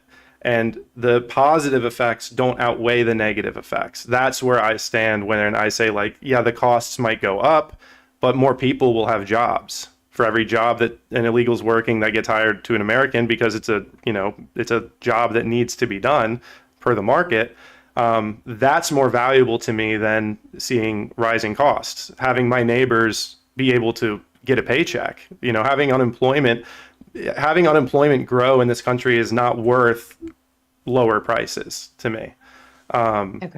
And there's a lot of math that probably goes into like working that out exactly, but I won't pretend to know what it is. But generally speaking, I take a very like American focused position. I want our system to prioritize Americans. And if we can benefit from like global trade and bringing other workers here for some reasons, like we have a shortage or something like that, I'm fine with that if it's done legally, because that doesn't violate the liberty interest that we're talking about. When we're talking about self-governance, that does mean we can bring in immigrants. It also means that we can deny them. But when we're forced into a position where we can only ever accept them, that there's certainly no liberty there. If I conceal carry in New York City, am I violating American liberty? Hey, you're talking to the I wrong don't guy know. for that one. I'm a Second Amendment lawyer. I'm just saying, I you keep absolutely think invoking it that should be breaking any national. law is a violation of liberty. Well, hold on, we're That's gonna get into that in a fucking second. Hold on. insane. We got No. two more- we When got I'm two- Hold on. Pause. You've broken the American Yeah, idea of liberty by violating the law that corrupt government officials Yes. did against our liberty. No. So actually exercising your human Hold on, rights before we is do a that, violation of why do liberty. you keep What fucking phrasing weird immigration Marxist laws fucking like they were contradictory cooked up nonsense. behind the scenes? That's Yeah, fine. we're not Americans- I got you. Do you think you're the majority on this prompt? That's how I do things here. Does Fabian thinks he's the majority? All right, Paul, listen, you got about 2-3 minutes here, and then you have to ask questions, and then we're going back to open. Oh, we lost somebody. Oh, did we lose him? Oh, who did we lose? Sarah. No, I'm still here. I'm Okay. just stepping away to go use the ladies' room. Oh, okay, good. All right, go ahead, Balderson. What you got for us? So this time I will start with pentuple, and once again, it's basically the same question. What is your plan going to do to the remaining middle class, and is this going to transfer more wealth to the upper class? Because what you're proposing, and I understand that you put it as this is going to be a slight increase, I don't think you understand how much of your food gets picked by Mexicans for almost no money. And when that cost increase happens, historically, the people that can absorb that increase are the large companies, and those large companies thereafter, after the small companies fold, they raise the prices, but they don't hire back the workers. They typically more mechanize and streamline the operation. In Northern California, the cannabis industry is a good example of this, where they've basically ran out every mom and pop operation in the whole state. And I live in Humboldt, so between me and town, there used to be 100 grows. And those 100 grows each had 2 or 3 workers. Those 2 or 3 workers went and spent their money at the grocery store, went and spent it at all the other businesses in town, yada, yada. Since the regulations that they've put into place, and these, now there's all those small businesses are gone. There's one lady that has a grow between us and town, and she's the heiress to the Sears Roebuck fortune. And the town, all the stores in town are closed. So what you're proposing is going to shut down all the middle class and small business, and maneuver the money to the upper class and set us into a rich and poor system. Well, I would. All right, go ahead. Here's what we're gonna do. This. that- You go ahead and respond. You got Well, he 1 told me minute to. respond, and then Fabian can fight. All right, go ahead. I could Well, ask Fabian the same another yeah. question. Well, yeah, it's too late. We run out of judges' time. All right. We're gonna go ahead. Where did I want to start with this? So I would reject the characterization that removing this is going to benefit the upper class. I think the upper class is currently who is benefiting from this. When we have a market for these labor or for these goods, right? They can't just, like, the market's undefeated. The market rate is going to figure out what people are willing to pay and what people aren't willing to pay. All I'm saying is that there will be a increase when the benefit was a decreased cost of goods. But what I'm saying is, even though we're paying more, when all of those jobs, however many millions of jobs, are replaced with Americans, that American is certainly entering the middle class if they're, responsible and they're getting a manual labor type salary. There's a real concrete benefit for them, where when you're talking about prices can only go up so much before the market corrects it. So we have depressed markets, and returning to normal feels like a negative because we've seen what that depression can do to the markets. But when we're talking about at large, I think that actually the middle class would benefit, because there would be more people that are earning a wage that can get them into what is considered the middle class. For every single job that is replaced, because, and like we're saying, if the job isn't replaced, then there's really not a market for it. If the goods aren't sold at that price, there's really not a market for those goods at that price. So the market's going to balance out, and the market's going to exist, and whatever the wages are and whatever the price of those goods are is going to be very, very case specific. I don't know what it's going to depend on, what work, it's going to depend on what good. How in the fuck? So all I'm saying is, can you like, make that claim? That's How can you basic make the claim economics. that there No? is no market for a job when after the government comes in and artificially restricts the labor, that the job disappears, therefore there's no market. If the job if there currently is- exists, then there's clearly a fucking market for it. What do you mean? No, the job exists when the market allows illegals to work. It exists. Yeah, the market exists when we have liberty, when we Right. have people that are. But that we're are talking allowed about to work jobs like for an picking employer food. Does the food based not get upon picked? Their liberty and the employer's liberty to hire people, and then when the government comes in and puts in increased regulations, that job disappears, and then you're like, but that's good because What's up, American, and that's liberty, and that's property rights. It's the exact opposite of property rights and liberty. I don't understand that. We're Okay, talking liberty about is not an American asset. Like you seem to be like in this like right. This is weird- which is why it's I almost clarified like that you're Marx, a globalist. like you're almost arguing like a Marxist, but it's like a conservative one because you're like doing this like conservative version of commodity fetishization or fetishism. No, I'm right? Or, saying, like, reification. if I Like, need you're to talking hire about, somebody- like, liberty is No, a let's take a finite specific resource and that let's take a belongs specific to the concrete American example of what identity. I'm saying. Like no, liberty Fabian. is a Fabian, qualia we that is heard a you. that is negative let's- rights. let's And then go you're with- talking about Fabian, I know it- introducing. I hear you're you. talking about Fabian, I hear you. introducing government I hear you. control and calling that liberty, and then saying that the market never Yes. existed for an item, Right. even though it already did, Right. and it only disappeared when the It government did took it at away. that depressed wage rate. If they can't afford to pay what Americans Is would that demand, then there is exploitation? no I feel like I'm market just for it. talking That's to an a straight up objective commie. statement. Is it exploitation No. of labor to Can we depress let's the use a wages by specific hiring illegals? example, Fabian? Let's use a specific example. This is If why I I'm call currently Republicans hiring socialists, somebody 'cause he's for literally arguing just like the $5, Marxists. if I hire somebody at $5 an hour to come be my paralegal, okay? Okay. That job market exists at $5. I understand that. If I'm Correct. not able to hire somebody at $5, I have to pay them at least 15, right? And I go out and I'm hiring an American. If I cannot hire an American at $15, then there is no job market for that job at $15. What I'm saying is, in that Correct. case, There's if no I job market need, at that listen, new price if that I was set need by a government paralegal, restrictions. if I need a paralegal and cannot go without it, I would have to pay that $15. I would pay if, Yes, if you the just market made my demands argument 20. for me. No, it's the opposite. The market is not demanding 20. The market is artificially We don't know what the market's controlled by you demanding because it's putting it- all case specific. What I'm saying is that No, when you are saying, look, no, we do know. We know Fabian, that the paralegal Fabian, has if a you are job for hiring $5, illegals then the to pick government crops, steps in and takes away Fabian, labor out of the labor market. if We you know that by your listen, own. I need to flip it. I need to flip it. If you are hiring illegals at $5 an hour to come pick your crops, and you are no longer able to hire them for that, you have to hire Americans to do this. Otherwise, you make nothing back on your investment. So you will go and you will hire Americans for 15 because that is better False. than doing nothing. There will False. This become a assumes- market. this assumes for all if jobs- no. No, this it is assumes the completely- I have to job is correct this. necessary. That's all it No, no, does. no, right. It assumes Right, that the you job have- has hold to on, be pause. done.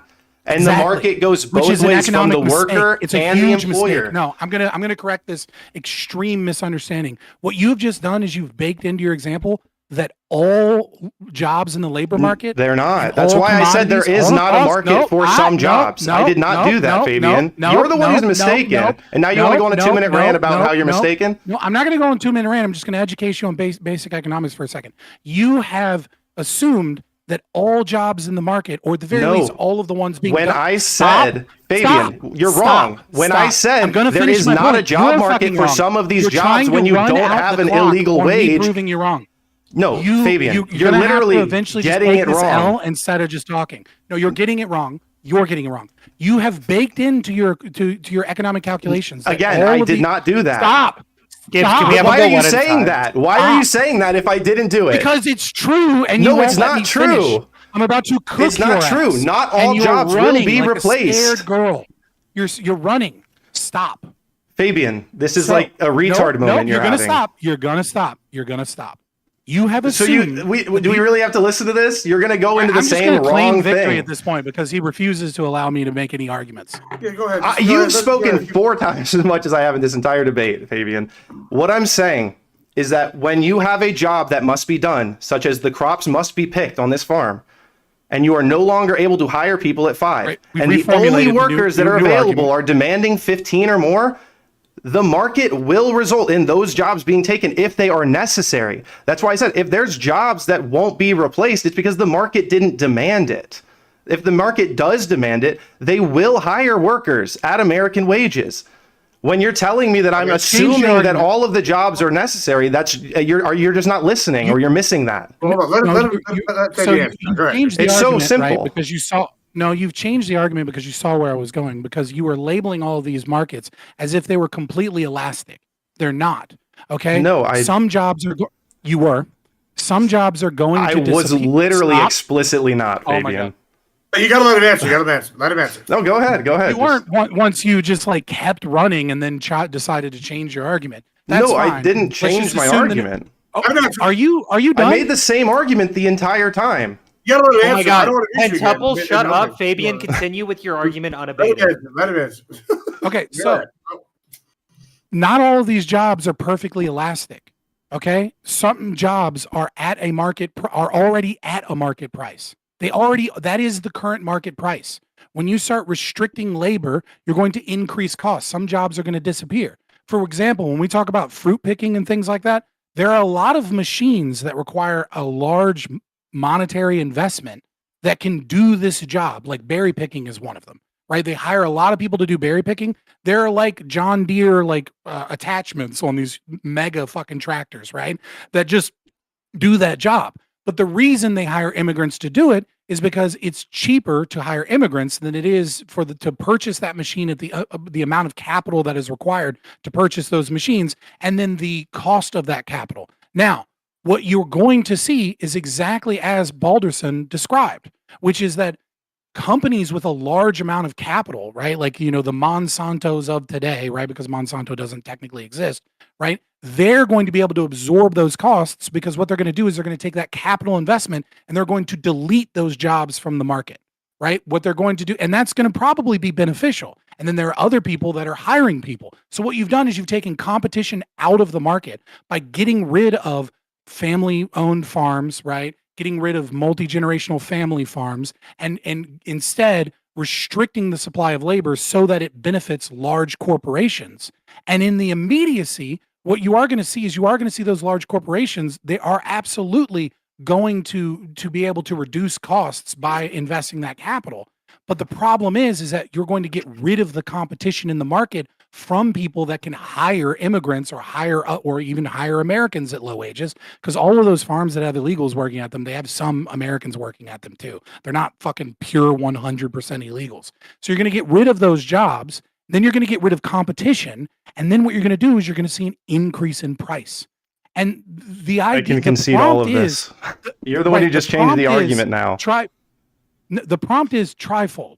Is that immigration restriction affects economic prosperity negatively, and you just keep accepting this. So like you're defeated. You changed the argument.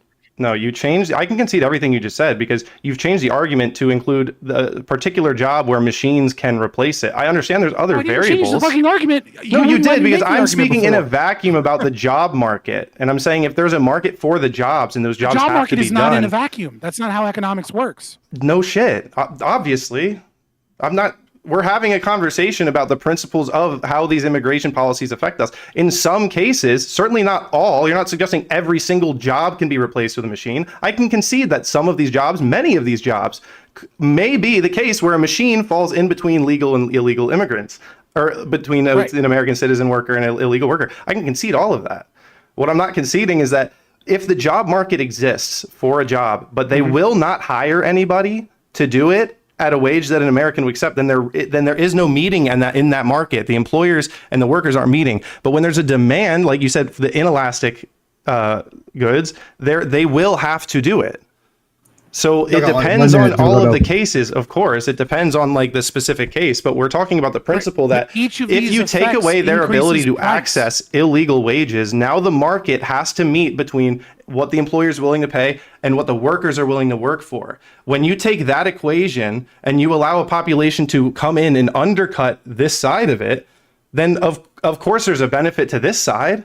Okay, but here's the problem, right? Is like we keep talking about price. And the problem is that we're talking about price in like a relative term to what we understand costs are today, right? But as you know, wages have gone up, costs have gone up, right? So the price isn't like a magic number, right? Like if I say $5 for eggs, it actually depends on how much a house costs or how much the average wage is, et cetera, right? So the real thing that you have to be talking about is, has a government regulation or has a new innovation, whatever, changed the value of labor or artificially restricted the labor supply? And what you were talking about is artificially restricting the labor supply. And so it doesn't matter if those businesses hire people at higher wages. That's not really what's important. What's important is that you have driven the relative cost of food up in this country, and in such a way that it is going to cost everyone more money to feed their families. That is what you do when you artificially restrict the labor supply for low skill, low wage immigrant labor. Right, You but have you continue fucked to up economic ignore prosperity in this country. Hold on. you Before continue respond to ignore the worker who would be taking that job. Hold on. Prices in I'm the not store ignoring. I mean just nothing if explained you that have I'm no not job. ignoring that. Hold on. If you have Before no you go, income, it doesn't matter what the prices We're are. going to closings. We're going to closings. All right. You're first anyway, with double, so you can respond. You got 4 minutes. All right. After they're done, judges, send it to me individually who won, and then I'm going to come to y'all afterwards and ask y'all loud, and then you can say who won and tell us briefly why, and we'll wrap this bad boy up. Well, We are I'm not much one for closings. I'll just kind So of you got 4 reiterate. minutes. Go ahead. Starting now. Go ahead, Okay. Double. My position is that border restrictions protect liberty interests, property interests, and economic prosperity. We don't have liberty if we don't have self-governance. I feel like that's a fairly easy point to make. Property rights are defined by the ability to exclude. And so the national property rights are just as real as individual property rights, even if they're not as tangible. And when it comes to economic prosperity, I understand and can recognize that the depressed wages bring down immediate costs that we bear, but the other economic impacts of having people work these jobs, I believe, is significantly outweighing those costs.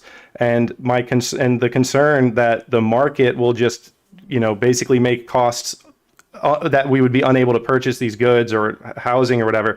My main point is just that the market will always balance it out. There's these concerns happen in a vacuum. Like, there are a billion variables into this, and every single industry, every single type of job, every single state, locality that makes these changes is going to be affected differently. But ultimately, we can't have liberty if we don't have self-governance, and we can't have self-governance if there is no self. We can't have property rights without the right to exclude on a national and an individual level. Individuals bear the cost of not enforcing that national border. It's not all of us, but it's people on the border. There's lists of thousands of people who have real concrete damages from the lack of border enforcement, whether it's cartels carving through their properties or destroying fences or whatever. I'm not anti-immigrant. I'm putting American interests as the first step in the analysis. That's what I care about. So border restrictions do protect all three of those things.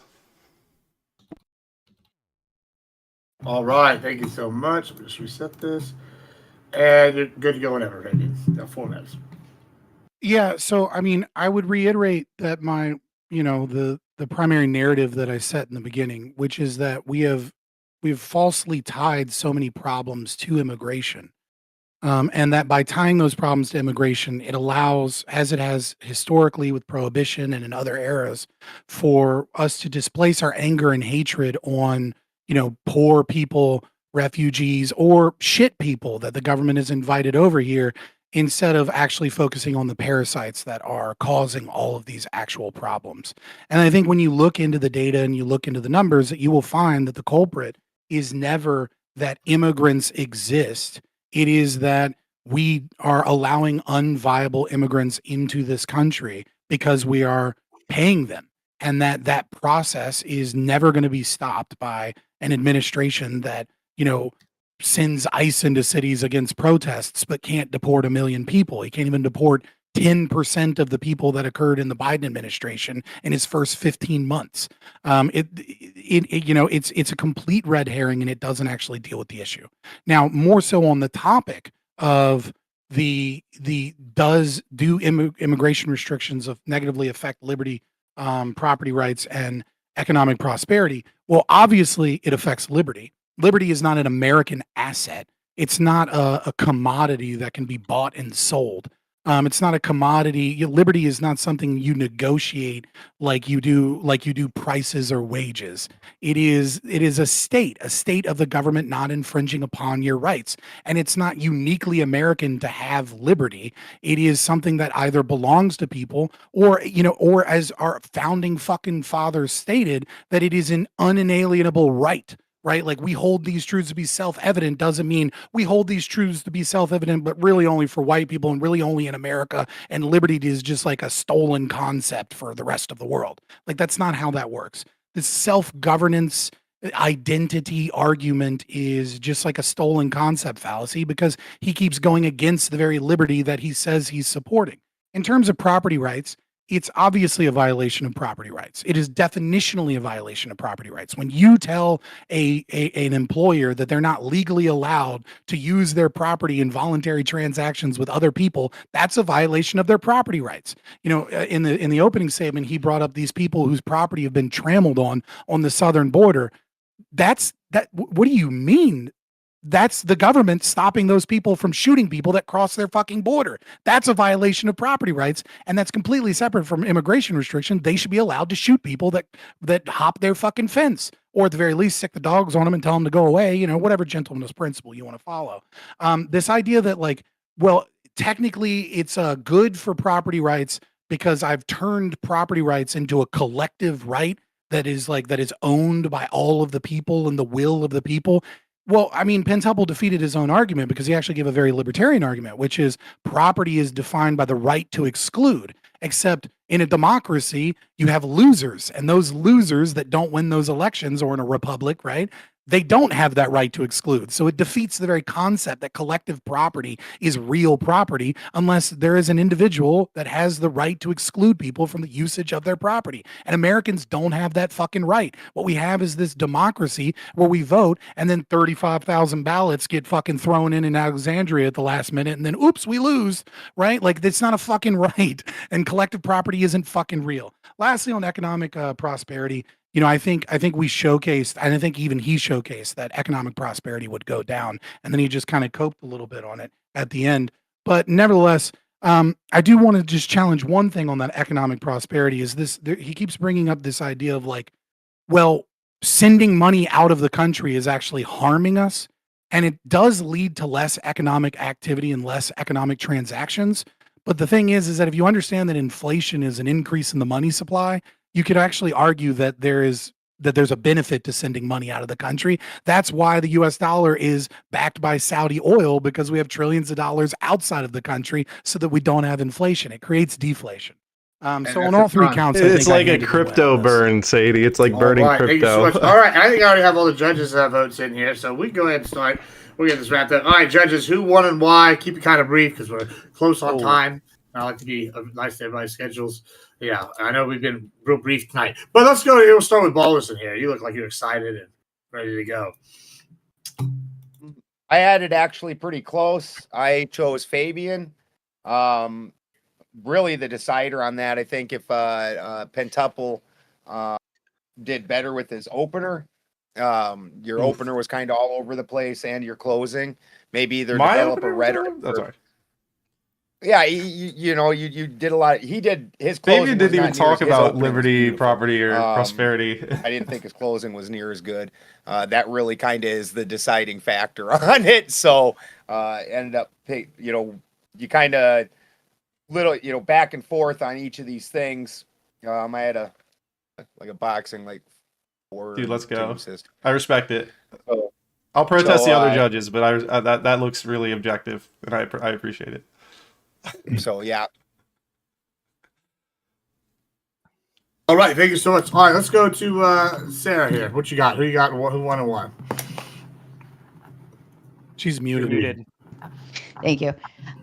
Personally, I'm a little all over the place with both of you and your arguments. In one stance, I was going to say my answer is you both lost because nobody was really convincing to me, right? But I had to choose. So I personally don't think you guys really knocked into the prompt the way it was meant to be knocked into, right? Liberty, property rights, and economic prosperity. Fabian, I would say, like, we all recognize liberty as an American right. We all understand it that way. And then for you to say, well, liberty is something for everybody, well, like, not necessarily, because they don't have the enforcement arm to take it.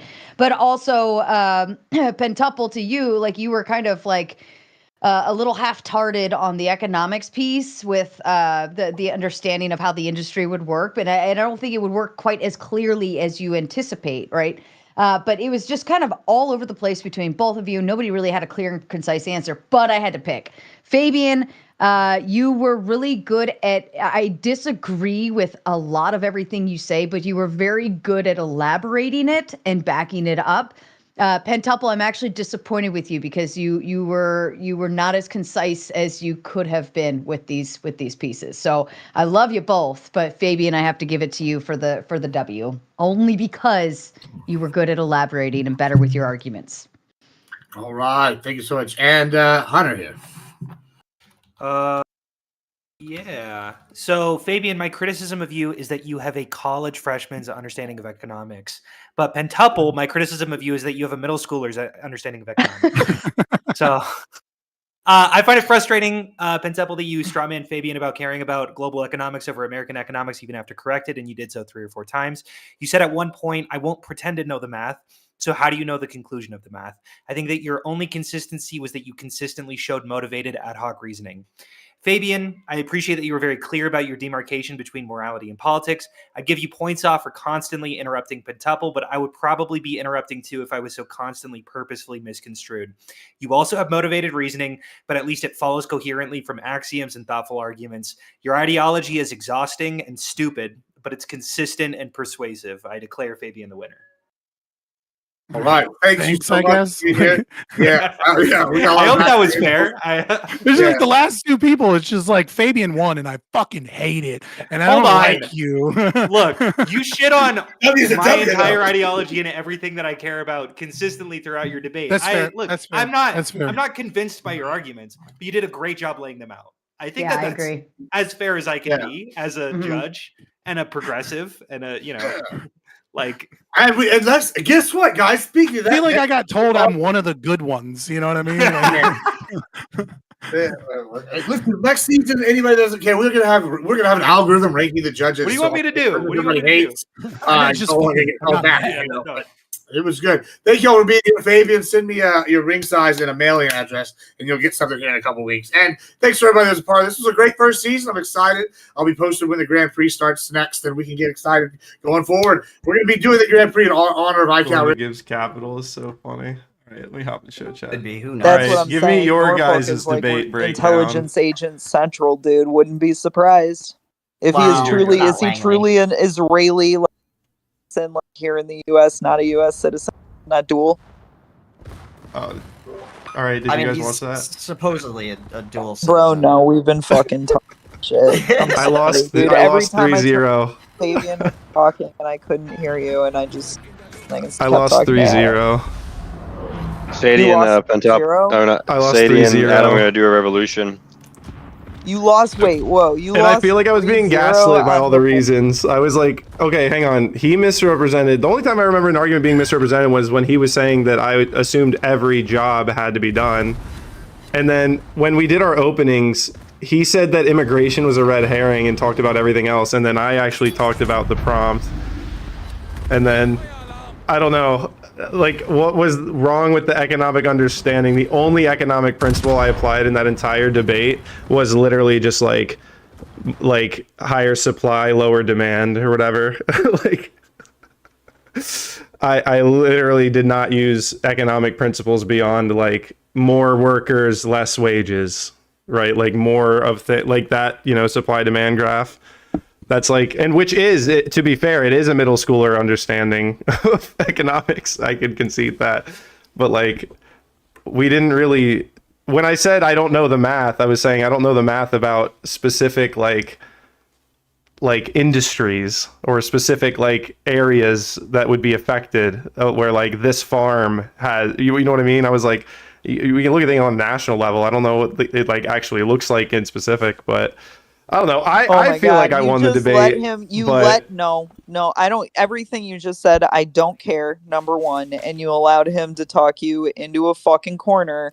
And I was watching Landon's commentary on it the whole time. Filibuster, retard just interrupts, then filibustered. Pseudo academic debater. Like you didn't care. We didn't care. You just let him fucking talk you into a fucking corner. Well, Am I right, Landon? One in the chat if Sadie's right. Well, in the sense of caring, I'm just saying, as far as like, I put forward an argument on the prompt. I said that it affects liberty interest because you can't self-govern without that.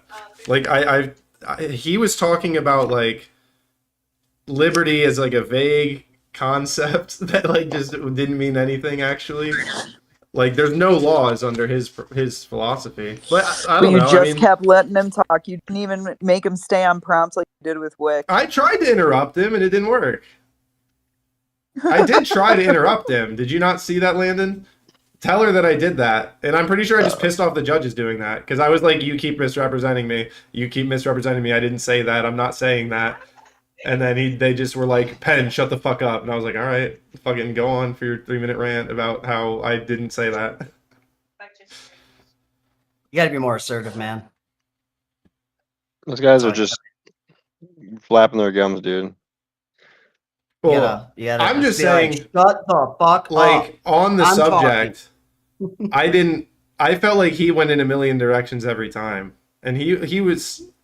They always I don't know. It was kind of hard to follow Fabian. But we certainly weren't talking about liberty, property, and prosperity. Dude, I can't keep up with any of your guys' like group discussions. It's like it's like my eyes are going in different directions or some shit. It's the worst fucking thing to watch ever, honestly. I would like to see someone do a breakdown of that debate that wasn't a judge there, and get feedback on that. We'll do a Sadie takeover debate room. Text. Okay, because I genuinely want to know. Looking at you and being like, I genuinely want you to grade like. Because here's the thing. I'll admit there were some times I made some poor arguments, and like there was an example I was giving him. I wanted to give him a specific example, and I needed to flip the market perspective from the meeting of the employee from the employer, saying that like they have to also negotiate. But like generally, I feel like I was on the prompt and he wasn't, and then they just decided that I wasn't. He was, but maybe I'm wrong. I want the Sadie takeover of that. I do want that. All right. When are you gonna do that? Sunday night. Everybody join us Sunday night. Sunday night. The debate review. Do you wipe or let it crust? Let it crust. Crust. Crust and peel. Yeah. Wipe and peel. Don't wipe and peel. Crust and peel. But yeah, we'll do that. We'll do that live in studio. What, a crust and peel? Yes, that too. But we'll watch the debate because guess what? MAGA HQ, Sadie and Penn in studio together starting Sunday. Sadie and Penn are gonna go find. Hey, we are gonna take chat with us. By the way, we're gonna take Landon, whoever else is in chat, to go find Branch Davidians in Waco with CJ. Yes. Yeah, we gotta go do that. Yeah. Oh, and Adam. Yeah, I was gonna say I forgot we got to Adam. You're coming with us for that? Obviously. Okay, cool. Yes. All right, perfect. Because that knocks out Sadie and Adam meeting. We were talking about that earlier, and I was like, you have to meet Adam. Yeah, we were talking. That's what we talked about the entire time you were debating Fabian. I watched it. It was up on the TV, but I'll be honest, I wasn't to Adam because I was like, oh my God, I don't care. I'm sorry, I just don't. Like, can we be done with this? I gave that closing fuck to him in the last debate, and then they were like, your closing wasn't good. I was like, okay. Like semantics on semantics on semantics bullshit. Landon. Never mind. All right. Oh yeah, you gotta watch my it is thing from last time I went. Oh, to it's the, just a like 10-hour like video that I downloaded. This background. No, this is not. What was it? Live? I wouldn't even know how to do that. I wouldn't even know to do that. It's just a video. But I have no idea how much this is take. I don't even know how this PC works. I went to Micro Center and I got a pre-built, and I added RAM, and that was stressful because like I did like just actually push it in, but I was like so careful. I can walk you through that shit. Well, it's in now. It's all good now. But I don't know. The only thing I've done with it is just spray it and update the fucking drivers. I don't know how to fucking. There's duster with the air duster every like so often. Yeah. This would have gone differently with a chess clock, Chap said. You're in Mullally's Discord, right? Aren't you his like top mod? Am I misremembering? I'm pretty sure I see him in there when I get the notifications. He's definitely in there, right? I might be tripping. I don't know. I know I've seen Ukulele. I know. Is this on Twitter or on Twitch? I mean, no, it's YouTube. Oh, hi YouTube! I didn't even know we were back. Yeah, I thought we were so banned. Apparently. No, we probably Wait, would you were be banned from YouTube? top mod is Fox. Oh, okay. Zero Fox. Yeah, okay. he got in trouble because his stuffed animal was doing a Zig Oh, Heil. that's right. That's fucking it was a hilarious. character bit. It's it's insane. You can't say Heil anymore. What the heck? When did that become a thing? He didn't see I told Heil. Sadie this like a month ago. I was trying to come up with a really good joke about how like you're explaining to someone that when you sing "Nigga Heil Hitler," that it's just like a joke. But then immediately following up that with not singing the part where he says, "Yes, I'm a cuck. I like when people fuck on my bitch." And it's because even though it's a joke, it's like I wouldn't say that even as a joke. The joke being obvious there. It would be I don't know how to deliver that joke, but it would be funny. Just ruins the joke, Penn. No. There is no joke. Is the problem? I only have the explanation for the joke. I don't know how to tell the joke. He only has the bones of it. Yeah, I don't know how to. I don't know what the joke is. I just know that is the joke. And you should kill him when you go see him in Texas. You should just kill him for this. Live on stream. Find him and kill him for me. We're just getting feds that are definitely listening. Thanks to Sadie and Adam the last 2 hours. Every time me and my nephew get mad at each other, we always say we're gonna kill each other with like in some kind of gruesome way for no reason. Now it's really You think fun. the NSA ever actually shut down fucking Prism Project? No. Project Prism, whatever the fuck that was called. No, they just beefed. They beefed that shit up. You know, it was crazy when that shit came out. The Prism like release from Snowden. The exact like 2 or 3 days after that, they made a press release, and you can still find it, announcing Katy Perry's album that was going to come out like 6 months from then. That was called Prism, all capital letters. And if you were Googling around trying to find out about the Edward Snowden release about Prism, the only thing that would come up was about Katy Perry's fucking album coming out in 6 months. They did the same shit with the Bureau of Land Management. I was like deep in studying the Bureau of Land Management after the Bundy Ranch and shit. And then Michael Brown happened, and when you searched BLM, the only thing that came up was Black Lives Matter. You couldn't find shit on BLM anymore. Bureau of Land Management. That's fucking fishy as all hell. That's what they do. That's how they do it. That's the first shit that made me schizo. You're not schizo. You're no schizo. That's too harsh. Landon said he's gonna hop in chat. Oh. Did Landon get in the voice chat earlier? Our call, he did. Landon was in this morning. No, I mean he said an hour and a half ago he was gonna get in the voice call after eating. He never joined though. No. I was gonna say, Landon, it's time for you to get on here and like talk. It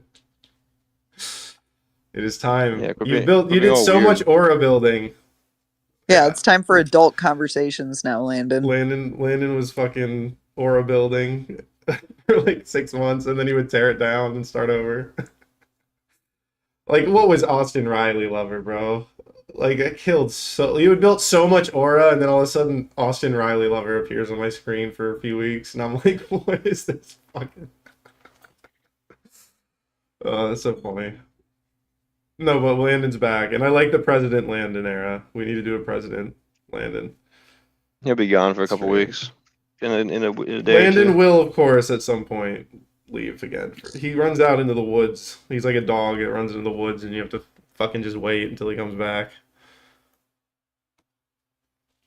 I'm about to get 99 And Landon, strength on hop in runes. chat if you can. I don't know what you're doing. This is a big moment for me, guys. I couldn't get a word in. See, look, I feel like I did at times try to be assertive, but I did fail. And look, I'm not like contesting. Like I'll take the L. I feel like I feel like my arguments were fairly sound. I feel like I was making sense, that I was explaining things fairly clearly. Like they may Bro, have you're gonna disagreed need a with the answer, basket for all these L's you're holding. I have one L. What other L's? List them off. Hit me Well, up. I'm not gonna talk about it on stream, but you know. Recent L's? Oh yeah, Oh, like oh last yeah, week. the big one. The big L. You in, need a in- basket. The big L in prison. Life in prison. Oh god. Aw. Should I tell that Yeah. story? Chat would probably love that story. I mean, you can, right? Yeah. I won't Yes, tell the don't whole you're not specifying, right? story. Yeah, I'll just tell you guys what is public. It's controversial though. Do we have any hate watchers? Everyone put a Yeah, one, there's so I know this you're not hate unique watching. to see. Yeah, let me ban this quick. Hold on. Oh, Landon's not a mod. Say You something said else the N-word dumb in so I court can again. ban you. Oh real my quick. god, I wish that was the story I was telling you guys. No, okay, I'll tell you guys. All right. Here's the story. And I'm not.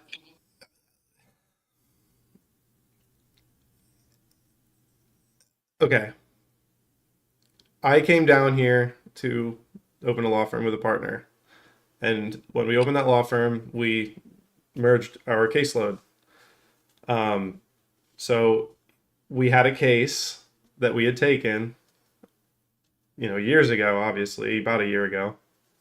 Look, let me just say it this way. I'll just fucking skip all that. Forget all that. I didn't want to fucking do this case, okay, guys?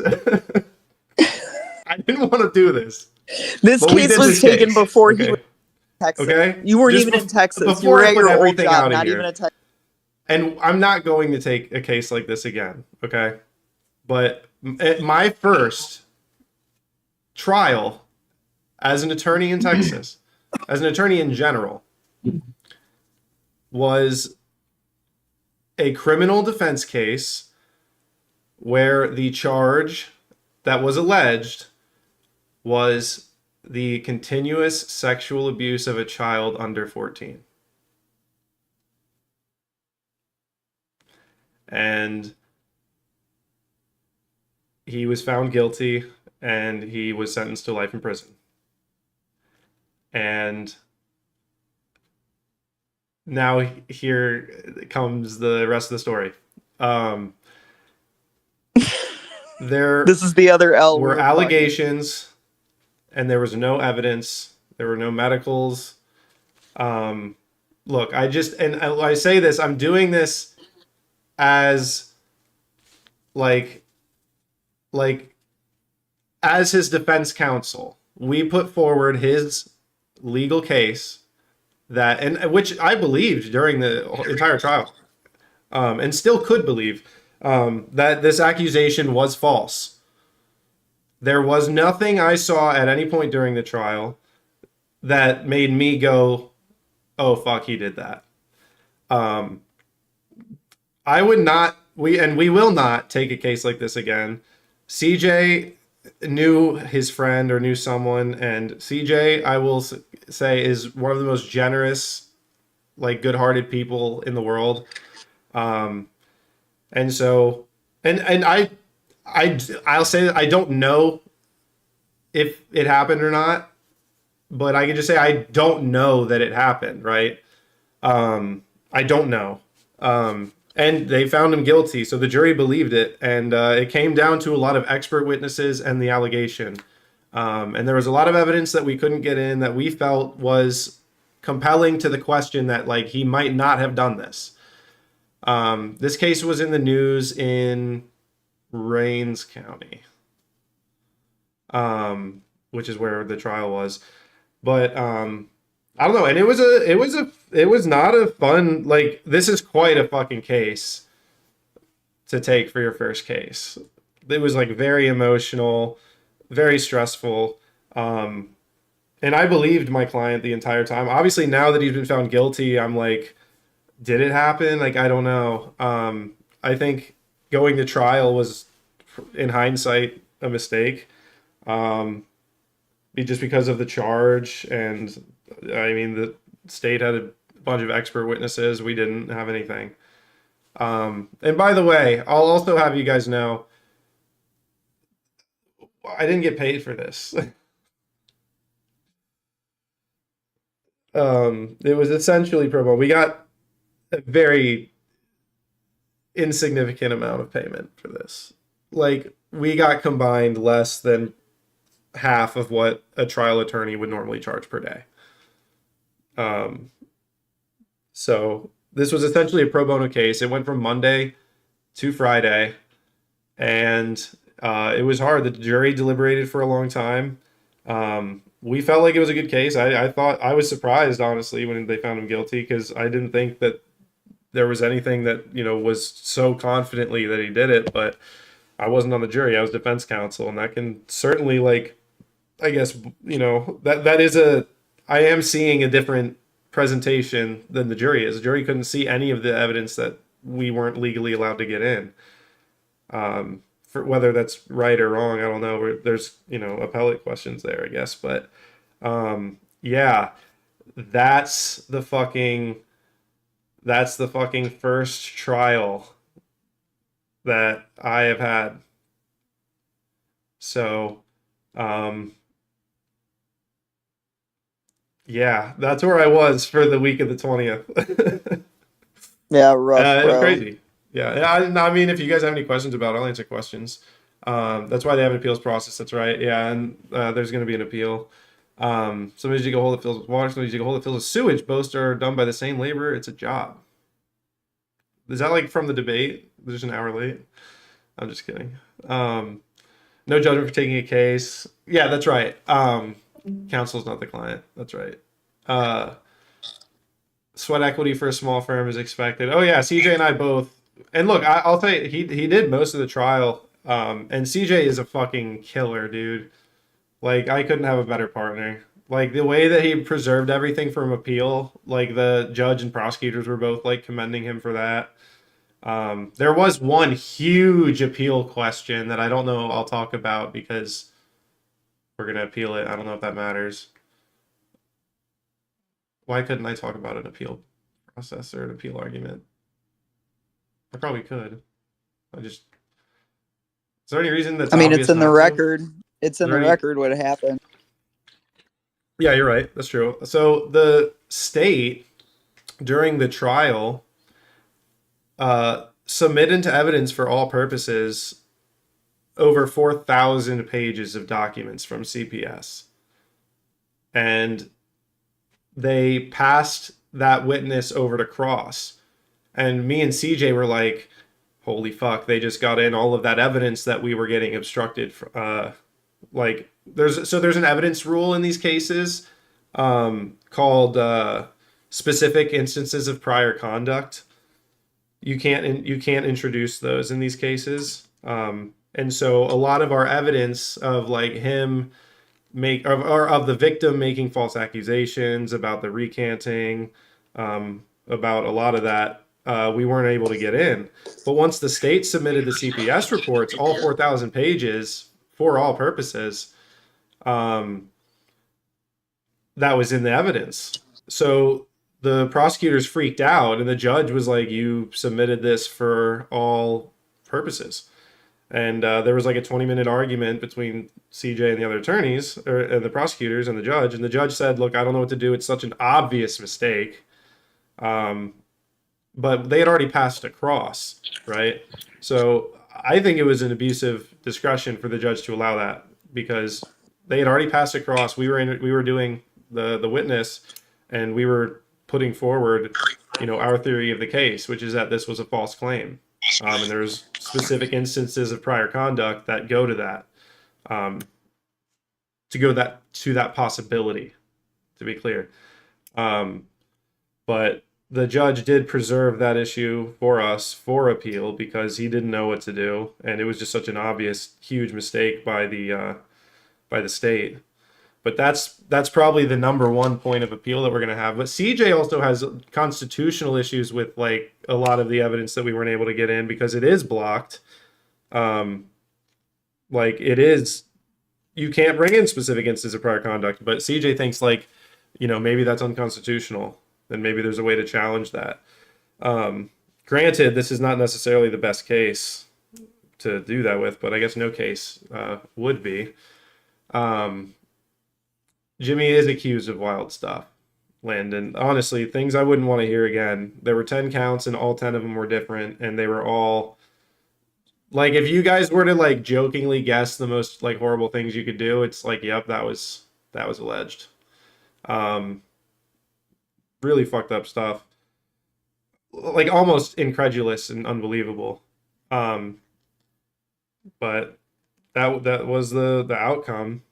Is he was found guilty and got life in prison, and I don't know there's much else interesting there. I'm ready to move on from it, of course, but that's the story. I still think that like you did great. From what I know, you held it together. It was tough, So I'm proud of you. That's a tough thing to get into and not like pussy out after day one. So you held all the way through and fucking learned a lot, dude. I didn't even know like what the charges were until like a month before the trial. And I almost didn't go.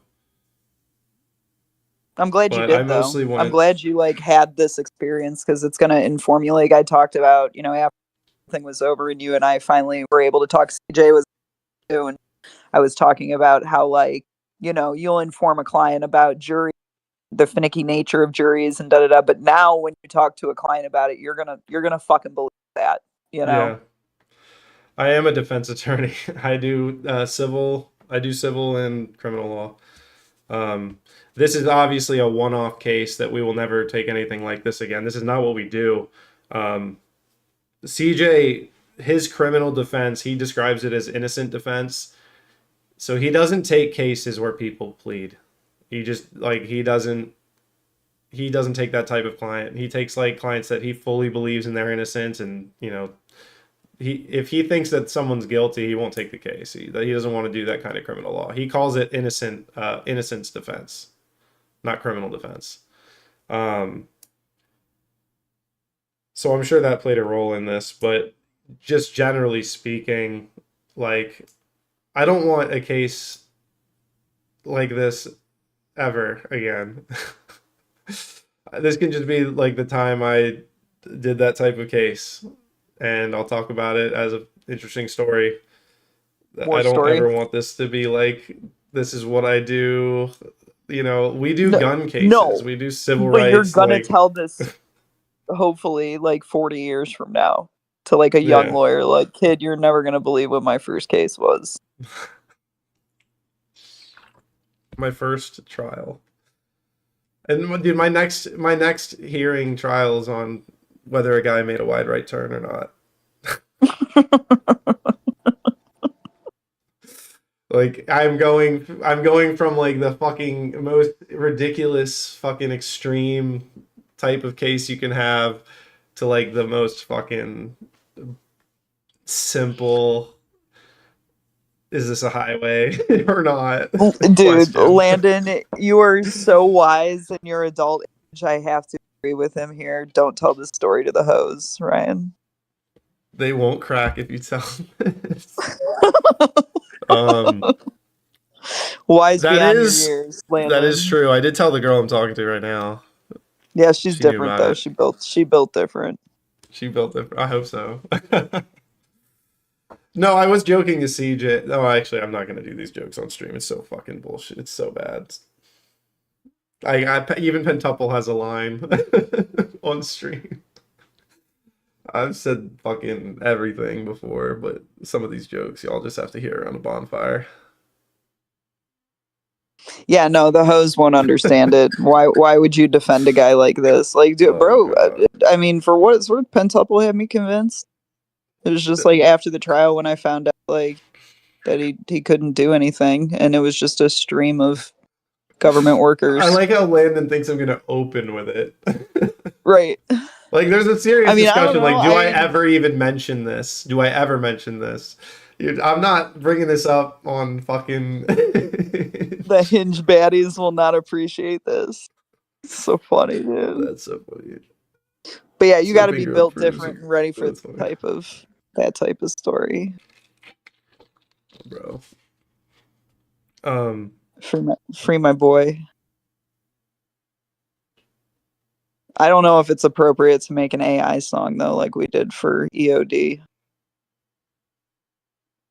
No. I don't think No. we can do that. I don't think we Free should my either. boy. He didn't do it. Oh my god. I will say I never got that vibe from him. Like, I spent the week with him, obviously. Like, I never once looked at him and was like, you did this. Like, this guy. Dude, a feminist is gonna clip you saying this and you're done. They're like, listen to this guy. Well, I don't think he did it. It's true. I didn't get that vibe. Yeah, I didn't. What? That's crazy. I mean, I don't know. I don't know if it's crazy or not. I don't know. You know, none of us know. None of us were there. That's What's why that? you're throwing your fucking. No matter what, like you could have, posed a perfect case that like even the judge was just like, oh my gosh, like basking in the glory of Ryan and Oh my CJ and the God. perfect case that they argued.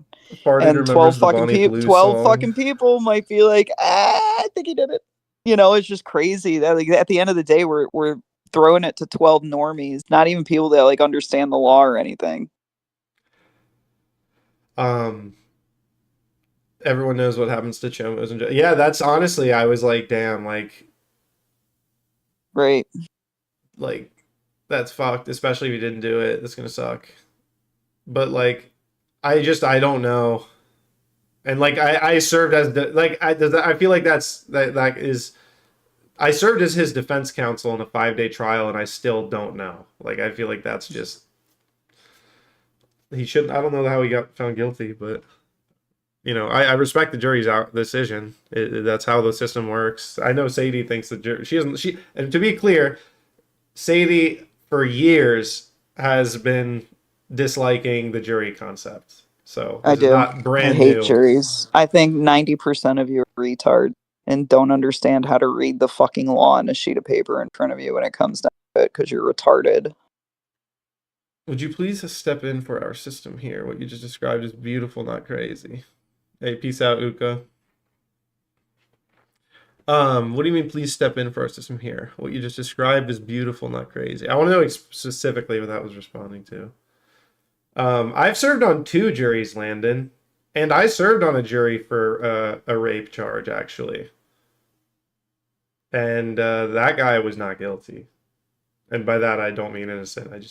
We did not find him guilty. By that logic, can you argue if you know that and they don't, they are not your peers? Exactly, Nikki. Or nickel front, sorry. My eyes are adjusting. Exactly. They're not your peers. A jury of my peers is not random people that you pick out of my county. They are not on my level at all. Exactly. Yeah, I mean, it is interesting. I have made exactly this point before. There is a lot of vetting that goes into jury selection, though. Quite a lot.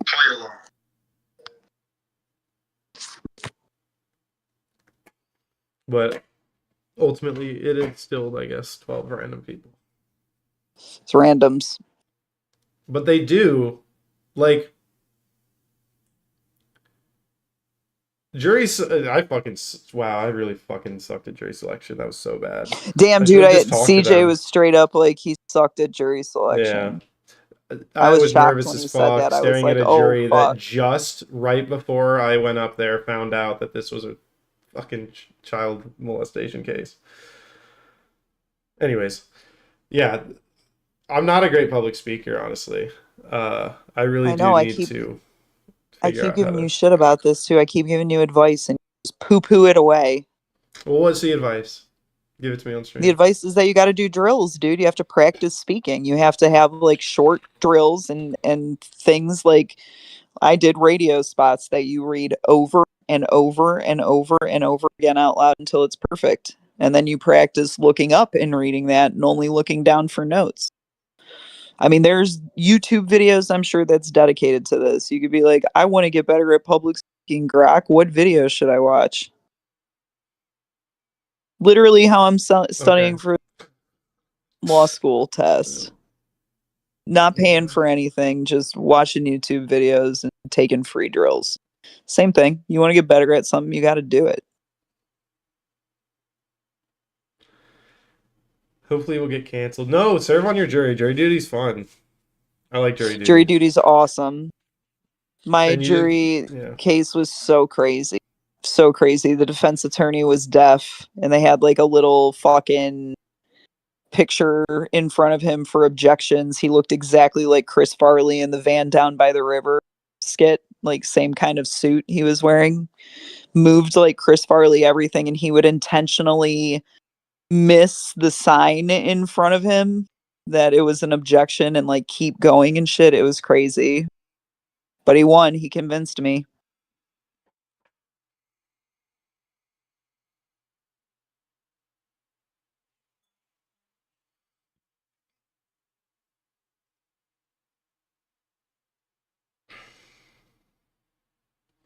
As an elitist without peers myself, I still appreciate that holding my no peers near me stance is an ancient aristocratic rebuttal.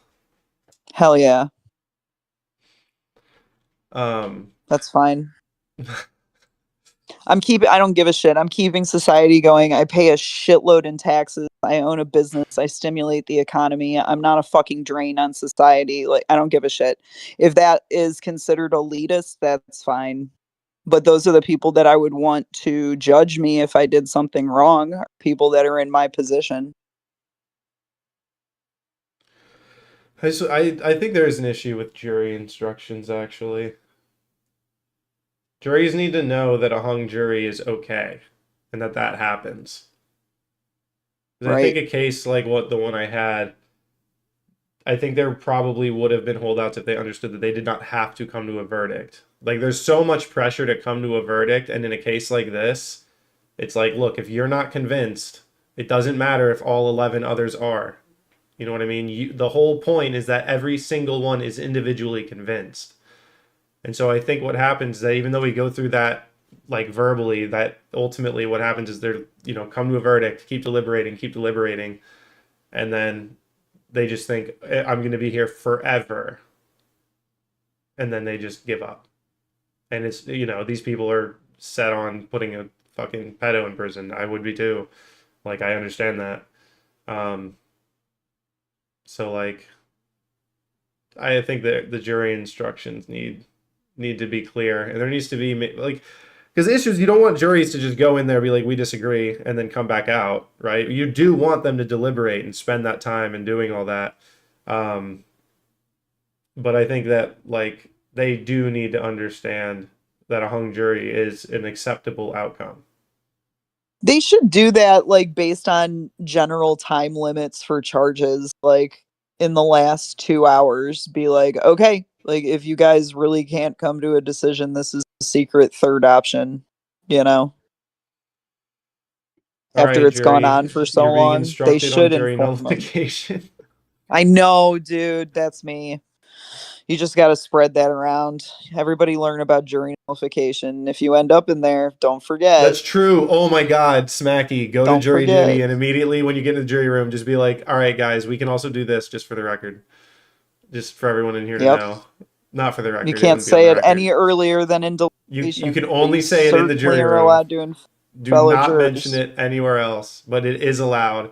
And what jury nullification is, I'm sure a lot of you guys understand what it is. But what it is like, if the jury is in there, they're looking at the charges, they can put innocent even if they think he's guilty. That's what it is. You can do that. You can just you be like, we don't think this guy should. We like, yeah, he did this, but we, as a jury, don't want him punished for this. That is an out that you can do that. You can just be innocent. Let's put that down. That's what normal used to advocate for, and that's why weed laws changed in this country, because there were enough people on weed charge juries that knew about jury nullification and refused to charge the guy. That's so funny. I love that. Me too. It's You're so good, chap. funny. That's what that Daryl Brooks was trying to instruct the jury on What in the that fuck is fucking the case. Pareto distribution? So funny, dude. The Waukesha Christmas parade guy. Do you guys know about jury nullification? They were like, sir, you instruct the jury about jury nullification.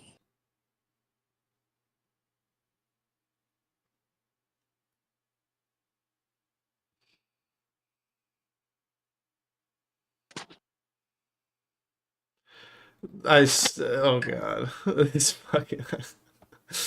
I don't know what this means. Let's see if I can put this on screen. Can you guys see this?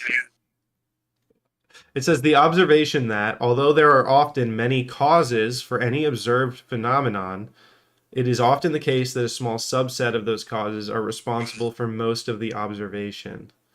I don't know if I'm just fucking fried, but I'm looking at this like, damn it. This is like what it feels like to just be totally retarded.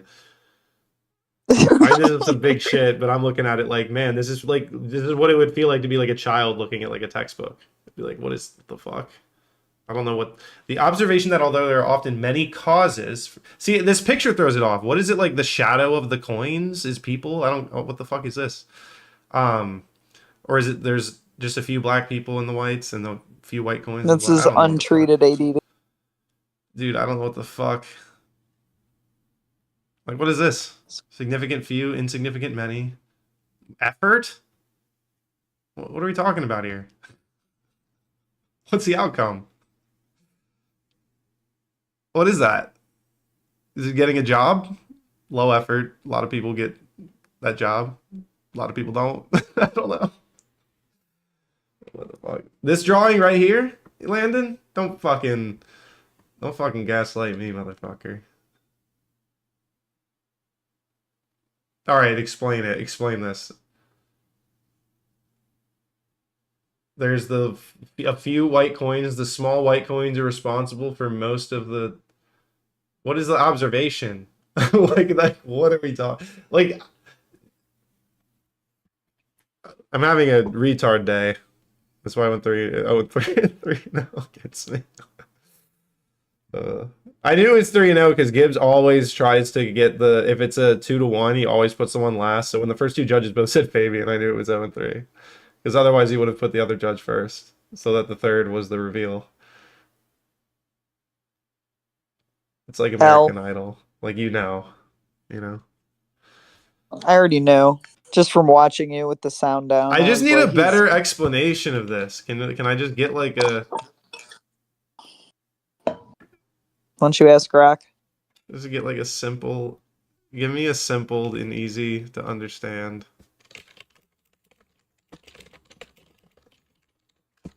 analogy to explain to me what is it called? The fucking Pareto principle, I think. I know you said distribution, but I think it was principle that I was just looking at. Imagine you're cleaning out your closet. You have 100 pieces of clothing, but you look at what you actually wear. You only wear about 20 of them on a regular basis. Those 20 pieces account for 80% of the times you get dressed. The other 80 pieces, you almost never wear them. This makes perfect sense. Okay. 20% of your plants produce. Okay. Yes. Now I get it. 20% of your customers bring in 80% of your revenue. 20% of your tasks usually deliver 80% of results. Okay. That's all I needed. That's all I needed. Is it bad that this is so much clearer? Can we go back to the thing and see if it makes sense now? Because many causes for any observed phenomenon. Okay, this still is kind of like I know what it's saying now, and I'm still like, why did you word it this way? I would have just worded it as, okay, fuck it, I'm not wording it. I'm not doing that. I concede. Hire the DEI lady to do it. I don't care.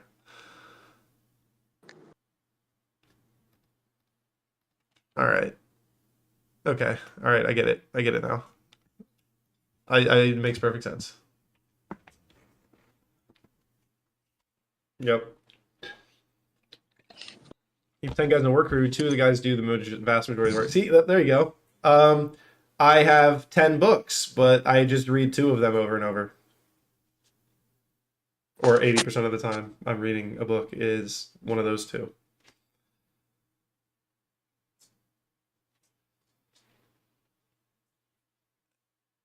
Nice work figuring that out.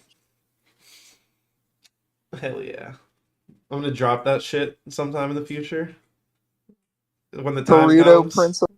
when the fucking time comes, when I see that shit, I'm gonna fucking, oh, the Pareto principle. It'll be watching Jeopardy. They're with gonna a be girl. like, damn, bro.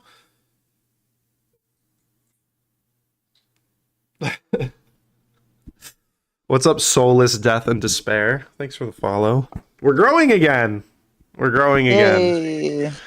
Please tune in on Sunday for Sadie's. Oh my god, that's this Sunday.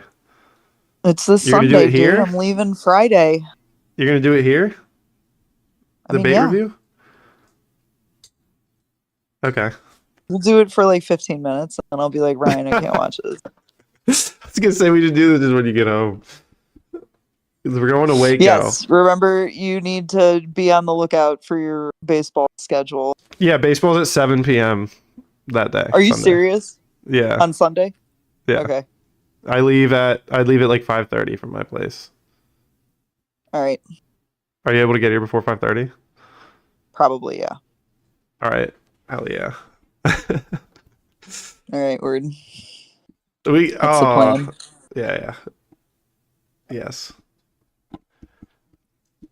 Elitism is something I wish to maintain, at least to a certain extent. Well, you're in the right place because we are super elitist here, and we ban Democrats, and it is because they're intellectually inferior. It's the only reason. So we're very elitist about that. They are dumb, therefore they are not allowed to. Actually, the real reason is because they report me. They will report me when they get the chance. And yeah, we've done a lot on this channel and never been banned. I know that you guys might find that hard to believe if you're new here, but I've never been banned on Twitch or Kick. I've only been banned on YouTube. That was like a month ago. It's fine. Fuck it. YouTube doesn't count. I've never been Twitch banned. No, I can't believe it, dude. We have said some shit. We've said a lot of shit that would 100% We've get us done banned, but it's shit. because we have no more than 10 viewers and nobody in there is a Democrat. Because as soon as a Democrat shows their face, that whiff of a Democrat in chat. Landon, you can have mod back if you're gonna freak out and get mad and leave again. Yeah, we'll give you your mod back. We take it when you crash out and leave because we don't know if you're gonna just fuck it up at some point. Stop crashing So we out just, and leaving us. you know. We don't like it. You might have to ban me. I would never join the party of Lincoln, so I am a Dixiecrat. This sounds insanely based. No, that's all right. Lincoln was a traitor. Yeah, he was the one who started the War of Northern Aggression. Yeah, that's true. We have very mixed bag here. You'll be We'll surprised. see how long it at takes some of the before you things. decide I'm one of them. No, we've got a number of leftists that are in our Discord and stuff. Yeah, that are But annoying as fuck. it's like, okay, here's the real rule. You have to be a leftist and it has to be kind of quite obvious that you don't like me. And like I'm not, I don't want to stream for you if you're just gonna hate watch me. Like what the fuck? So go away. If you're like cool and chill, like we're fine. And you can, I mean, you know who's been the meanest to me on streaming is Jason. Oh yeah, I love him. That's true. I love him. So it's not even, you don't have to be nice to me. It just has to be like, okay, well, like if you fucking hate everything that's happening here, like I have no problem banning you.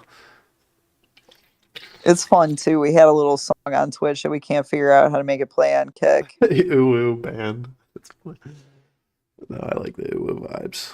Landon doesn't like the ooh vibes. I don't think anyone seriously does ooh. I think that's literally like a dead giveaway that they're joking, right? Do you know anyone that seriously does the ooh thing? That might be out there on the internet, but like every single time I've ever seen it, I'm like, it's like a friend of mine that's being like cringe. It's just fucking retarded. It's so funny. I do it a lot. I will literally send ooh a lot because it's like I've never said that shit in my life. Oh fuck! It's so funny. Degenerate. I can't lie. Landon 25 is an idiot, but I'll read their message anyway. Penned, would you crack a chick that does a serious you if she bad? Obviously, yes. Oh hey, did you see the Supreme Court said it? The Supreme Court banned race-based congressional districting. Yeah, and it's confirmed. And I assume this goes to that oral argument that we had discussed like 4 or 5 months ago when Ketanji Brown Jackson compared it to disabilities. Right. And I remember everyone was memeing on her. Oh, she's saying blacks are disabled. And I looked into it and I was like, I didn't want to be the one to tell everyone to like stop the party because like, we got her saying something dumb, but like it made fucking perfect sense to me. It's like, that is the argument that you would get on the record for that. They're talking about like, do you consider like race when you're drawing a congressional district? Equally, could you consider disability when you're drawing a congressional district? It's like that principle, like what is to be considered when you're drawing a congressional district? I thought that getting that question and answer on the record was like, this is exactly like what you would expect from a SCOTUS justice. And look, I hate her as much as anyone else. I think she's retarded. I don't think she should be on the court. But everyone that was roasting her for that, I was like, this actually feels to me like one of the times that she's like doing her job. But I'll read their message anyway. I don't know why you're giving it to her. We hate her. I know, that's why I think it's funny. I don't even know why. Theft at the Louvre, but not at his local library. He expresses a consistent. What is this, Landon? Who wrote this, Grok? Those he hates and helping those he loves. You don't stop the party, but the adult thing to do is not participate. No, I actually think I remember saying something on stream about it because I was like, everyone's like roasting KBJ for this, but I just didn't agree with that. High road. I didn't take the high road. Disabled blacks are ruthless. You know, you walk around the road and get rolled up by some wheelchair teenagers. Oh shit! I was watching a Shane Gillis clip earlier, and they were like, "What would you do if a group of teenagers ran up on you?" And he was like, unlike other people who are afraid to be racist, I would have already been on edge." And everyone's just like, Shane Gillis knows what teenagers means. Right. Oh, it's so funny. She's not dumb, but I think it's clear that she's not of the same level of qualifications as everyone else on the bench. I would even further, she's smarter. I would even further than she's smarter than the majority of people. I don't think she's smart enough to be on the court. And I do think a lot of the things she says and a lot of the arguments she puts out on the record are fucking stupid and like not on point and shit like that. But oh my god, no. But I'll read their message anyway. The viciousness towards Why do you Eric is do unlike this? anything I've ever seen. Just absolute psychopathic cruelty being work. I can't skip by TTS huge anymore. numbers of people on both sides of the aisle. Even if This you is look just like words to fill up the space for TTS. That's that. He's just. This is essentially should be random words. This might as well be He's just like, hey, nothing. can I have mod? And then does the. interrupts the conversation. The skip TTS command doesn't work at all anymore. Well, how'd you make it stop?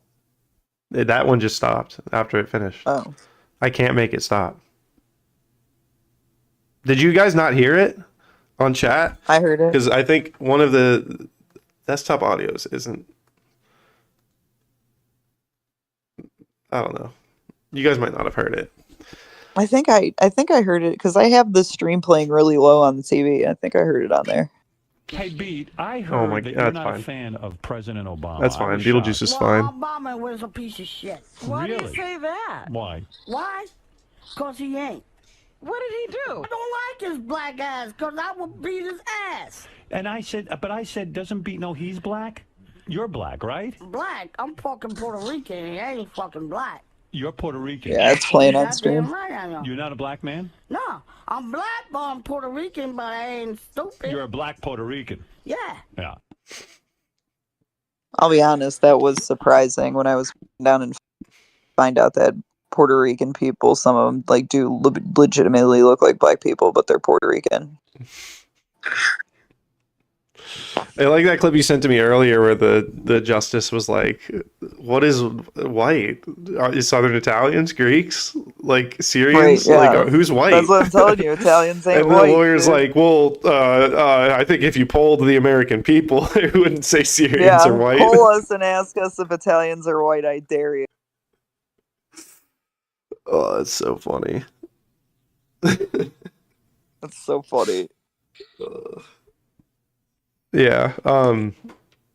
Dude, yeah, I'm everyone is afraid that some blackpilling and we shit's just gonna fixed the shake up map. here, dude. We got Clarence Thomas, old as fuck. Sonia Sotomayor, old as fuck. Alito, old as fuck. Yes. I think that we're gonna have like some shit needs to be taken care of in the next 2.5 years. 20% of the ages make up 80% of the Supreme Court. Right. We got to get it together. Can't lose out. Like, no, I think it's people gotta normal that bow the court out. would be old, and I think it should be old. People. I do that are- too, but have I illustrious don't think it careers should in be the old law. with. Yeah, it shouldn't be old with like medical problems and shit though. That is. I mean, that's true, but it Or, should like, be old and doesn't wanna be psychological there, like Clarence problems due Thomas. to age, not just age or medical or whatever. Yeah, no, I agree with that, but like we can't have somebody that's like, fading out on the job. I don't care if they're 90. Grandma could be on the Supreme Court. She's fine. I mean, besides the fact she's nuts, but she could be, you know what I mean? Like somebody of her vigor. Isn't it crazy that like sometimes you don't even have to be a lawyer to be a judge? I know. I'm pretty There sure were you a don't even have to couple be a of lawyer. You don't have to be a lawyer to get put on the Supreme Court. Did you know that? There were a couple of open seats in this election primary that we just voted in, and I told my husband, I was like, write my name. And I was sitting at the computer like, shit, should I write in? I was like, no, knowing my luck, with 2 votes, and I walked out. Scoop was like, do you write your name? And I was like, no. He's like, I didn't either. He's like, knowing your luck, you'd get elected 2 votes. I'm like, exactly. Do it. But there were like 4 seats open. I think North Carolina is one of the states that doesn't require you to be licensed by the bar to be a judge. Great. Yeah. And Yes. you don't even need a JD to be a Supreme Court justice. I'm pretty sure just anybody can be appointed to the Supreme Court. And it makes sense when you think about it, but it also makes sense that even though it is not required, that it is practically like required. Like I don't think anybody's ever not had that. Last week, while you were in your shit, there was the DC There's not even a paid, citizenship requirement. Oh, fuck. there was like a DC fucking paid propaganda push that happened that was shilling Ron DeSantis Supreme Court justice.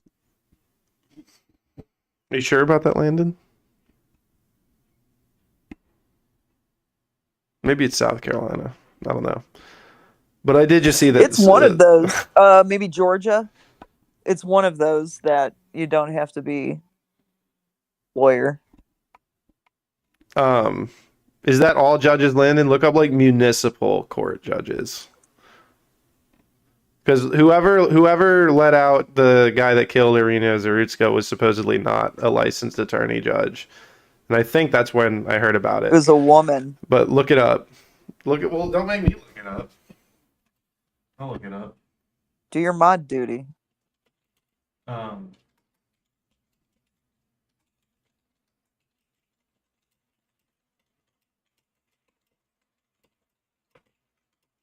8:45. Yes, requires judges at all state level courts to be licensed attorneys. Okay.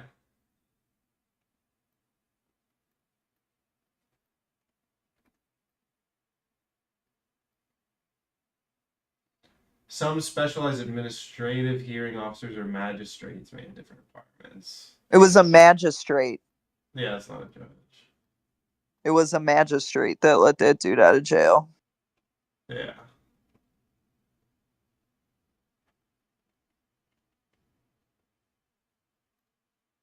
What states?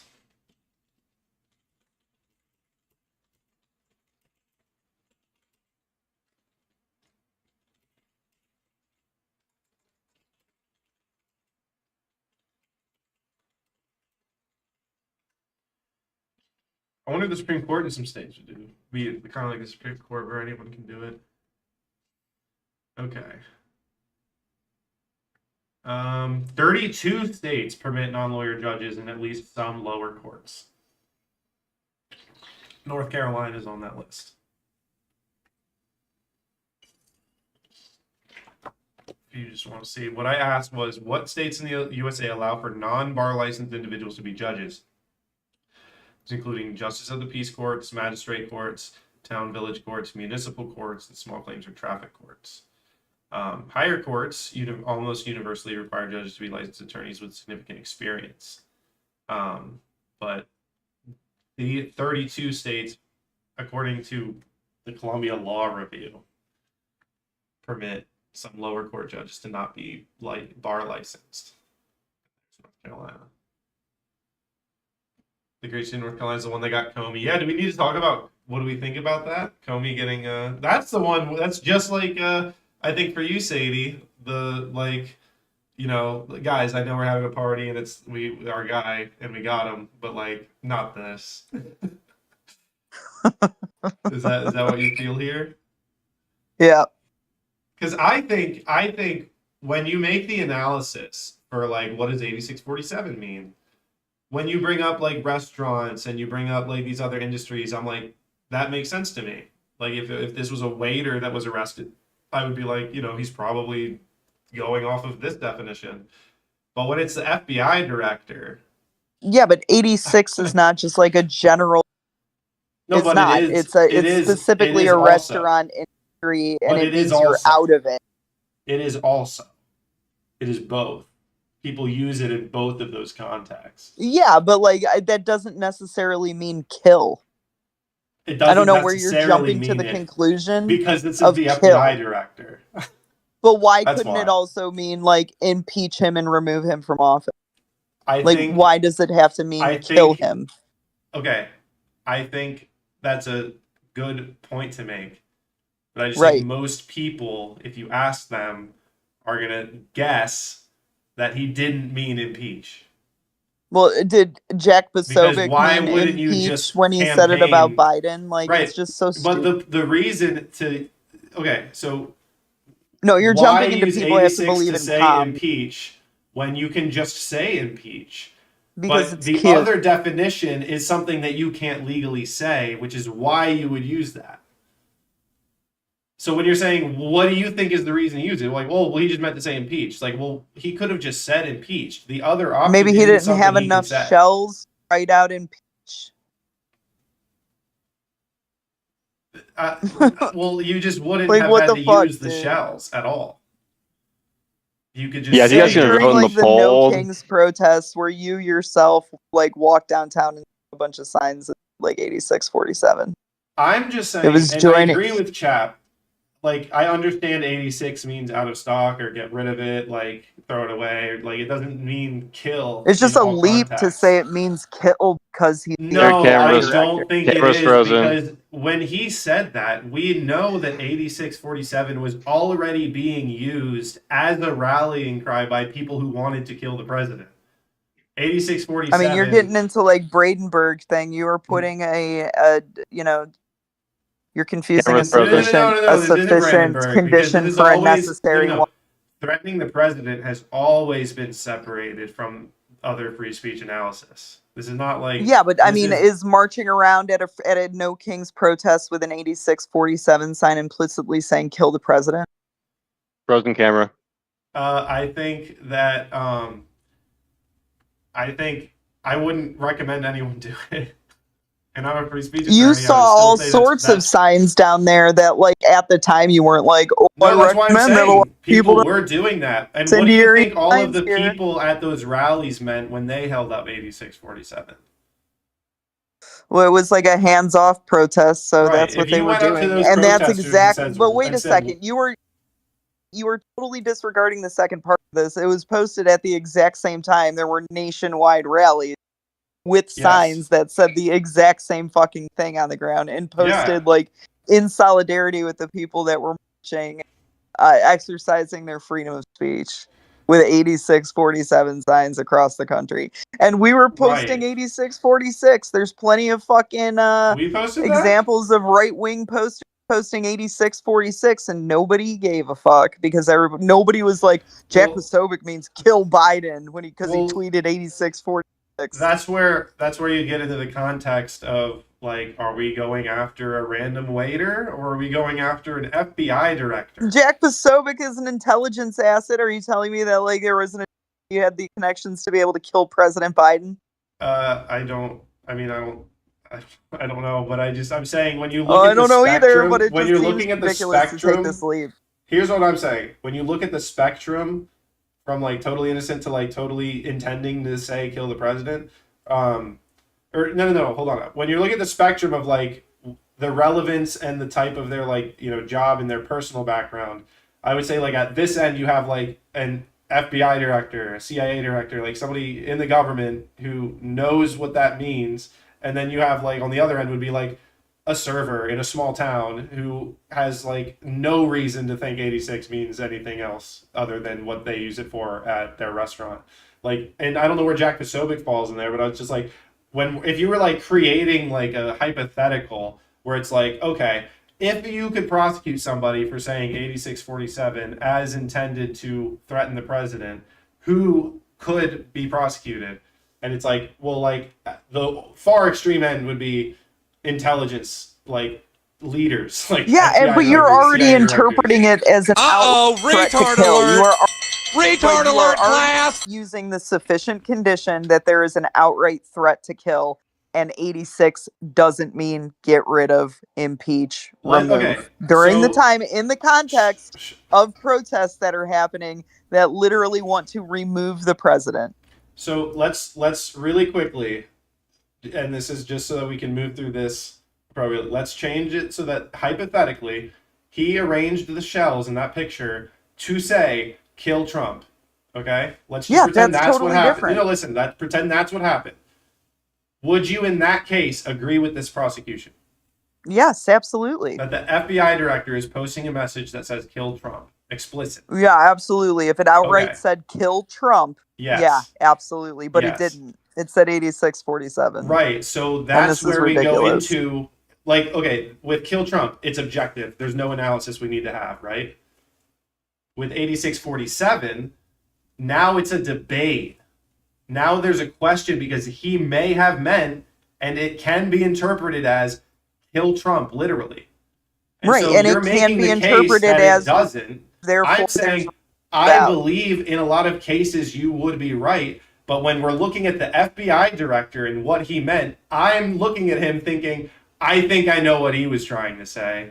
I think he was trying to say kill Trump. He could have literally meant impeach, get rid of, remove. Right. But Literally, he could have also meant that, and that is reasonable doubt. The reason I don't think that he did We're not doing a reasonable doubt analysis here right now. No, we're be not. clear. But I'm telling you, the opposite is also true. There's just as much maybe on your side as there is on mine. Sure, I can concede that. But that's we're not at that stage yet. What we're talking about is right, but we what will. do I and that's think what he meant. And the reason I don't think that James Comey meant impeach is because that's something that he can say. There's no with a reason limited to amount use of code shells. to put out that message. So when I'm looking at 8647 and I'm thinking he knows what that means and how that can be interpreted, I think he knew that. And so if you're asking me, do I have reasonable suspicion, which is all we've gotten so far, I would say, right. Yeah, I think it's definitely possible. Because here's the thing, we're basically flipping the beyond a reasonable doubt. Because you guys will be right, we'll get to that stage. But right now, I'm not saying you have to say beyond a reasonable doubt that he did not mean that. That's what the reason that's like the flip of what we're doing right now. So right, that's what I'm you, saying. are We're you going to saying get to that he stage though, definitely and I did would not mean rather kill Trump? I would rather James Comey was being indicted for, I don't know, setting up Michael Flynn, being involved in Russiagate, like any of those other things, than him literally not having enough but I'll read shells. their message anyway. From the river to the sea, Harvey Weinstein will be freed. Okay. Yeah, I know. I heard it. I said I would rather see him impeached for one of those real things that we know he did instead of literally not having shells to write impeach, dude. He had enough to make 8647 I'm not saying he on would the have written impeached. I'm saying he chose that code because he knew he could get away with it. You can't right, or you that can was like say the amount of impeach. You shells don't he need had, the and that code was what he could language. post in solidarity with nationwide that were all making the exact Right, but same what was his messaging. answer? Did he say that, or did he say that he just saw the shells and had no idea what it meant? Oh yeah, he did say that he saw it like that, but he took a picture of it and posted it. At the same time, there were nationwide protests happening. Right. Right. Like, of course, there would And be people I think that James are walking Comey along was the trying beach to that are say like, the kill no the kill president. protest is happening today, 8647. Like, I could absolutely see that happening. And I don't think that it necessarily means kill Trump.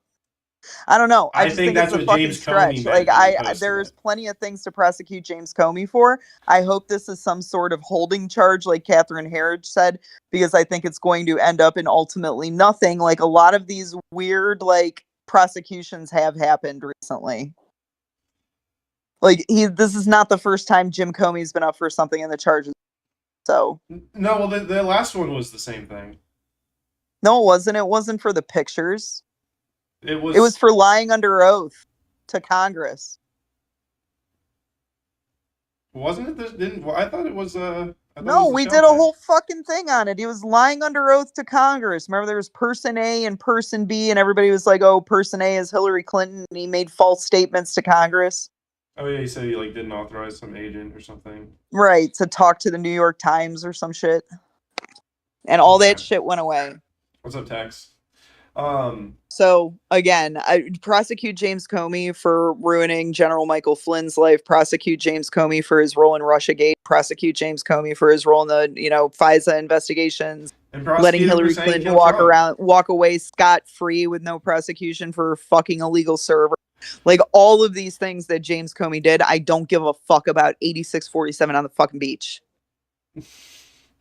I don't. Stupid. And I'm like, please let this be a holding charge for something real. Okay, I mean that sounds very possible, but I just like the analysis is like, okay, can we concede it's possible that he meant kill Trump? Yeah, I'm telling you, yes, it's possible. Like, it's also possible that he looked at that and thought, I can get away with posting this. He's probably like, I don't know. Again, everybody was just going hog wild on the internet, posting all this shit about the biggest fucking protests ever in the United States.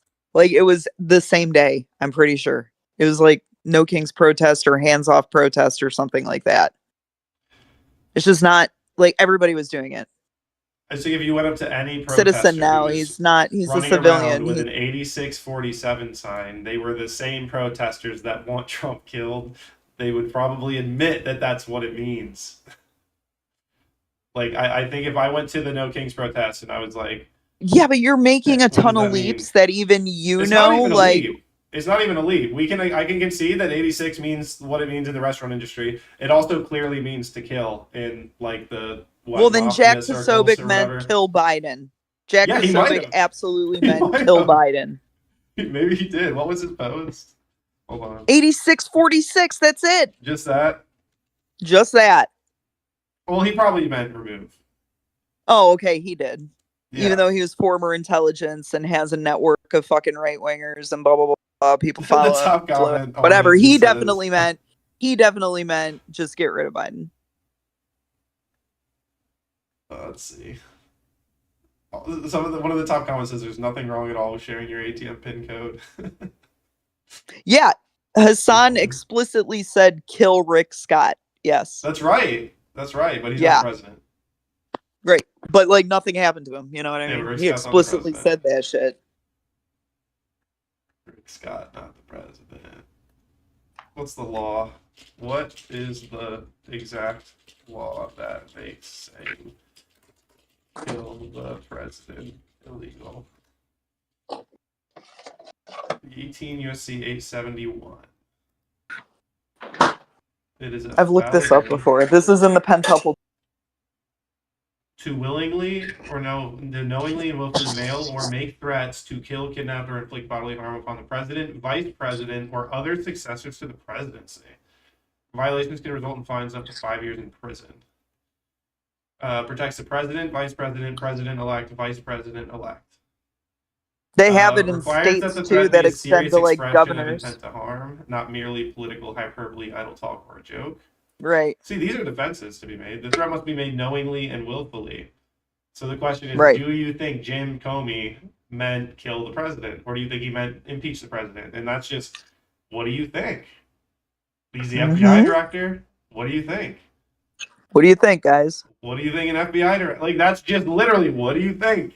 That's what they got a grand Right. jury to do. What do you think? What do you like, think? I think he could have done it. And all they had to say was that it's possible. It was just reasonable, whatever. It wasn't. Yeah, beyond that's what the reasonable grand doubt. jury has to say. Yes. Yeah. Yeah, they just had to say it's possible he meant kill the president. Yeah. And they almost certainly were like, why do you think that? Oh, probably because he's an FBI director. He probably knows what that means. He probably knows about code language and like things like that, making statements. Well, actually, in code in if you public. actually looked into it, the thing that they said was that made them bring charges is because he deleted it. But I'm like, yeah, he deleted it because he was getting his ass handed. Whoever knowingly and willfully deposits for conveyance in the mail or for a delivery from any post office or by any letter carrier, any letter, paper, writing, print, missive, or document containing any threat to take the life of, to kidnap, or to inflict bodily harm upon the President of the United States, the President-elect, the Vice President, or other officer next in the order of succession to the office of President of the United States, or the Vice President-elect, or knowingly and willfully otherwise makes any such threat against the president, president-elect, vice president, or other officer in the order of succession to the office of the president or vice president-elect, shall be fined under this title or imprisoned not more than 5 years or both. Yeah. Yeah, at best James he'll get a Comey fine. knowingly and willfully deposits on Instagram Right. A print containing any threat to take the life of, to kidnap, or to inflict bodily harm upon the President of the United States. Yeah, any threat. You have to take it as a threat first. Any threat. That has to be taken as a threat first to be considered a threat. Yeah. What would be an example? Let's see what Google says. Kill Trump would be an example. That's going to be the problem here, dude. It's just like, oh, come on. He didn't write kill Trump with shells. Wrote 8647. And that's what's going to be brought up, or Jack Posobiec's little tweets. And all the people that probably retweeted it, too.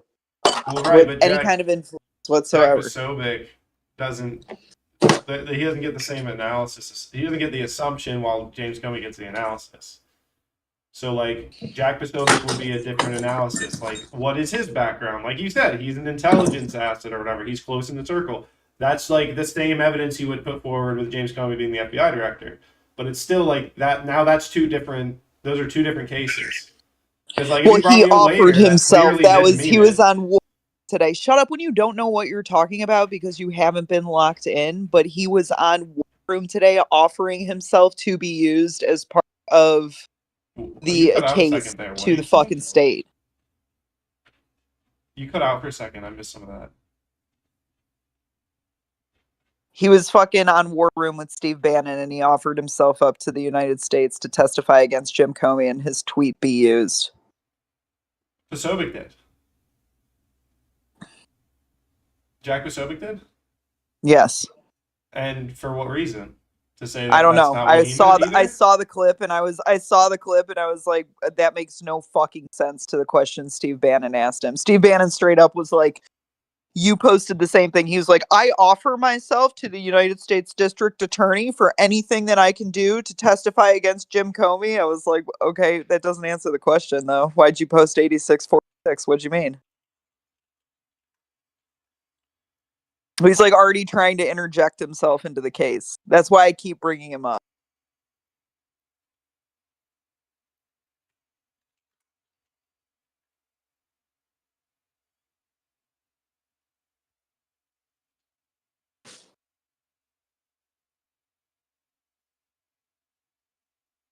I don't know. I think it's dumb. Like I said, there's a million things I want to see Jim Comey prosecuted for. This is one of them. I like it. I want to. But I'm out here trusting the fucking plan, but it seems retarded. This plan seems retarded. All right, I asked Grok, what if I said 86 the president? Would it be? And it says, yes, posting 86 the president can potentially violate 18 USC 80. Oh, yeah, is that what it's pulling from all the fucking articles from today of why Jim Comey was fucking charged? Is that what Grok said? I wonder what would have happened if you asked him that question last week. Well, that's true. Yeah, it's 100% true. Well, I don't know necessarily. It is referencing 47 in here in the answer though. So it is obviously, yeah, here's the real world example. Prosecutors allege that a reasonable recipient would interpret it as a serious threat to harm the president, especially given the timing context. It's political speech meeting removed from office, not a call to violence. Case highlights how ambiguous coded language like this will get scrutinized.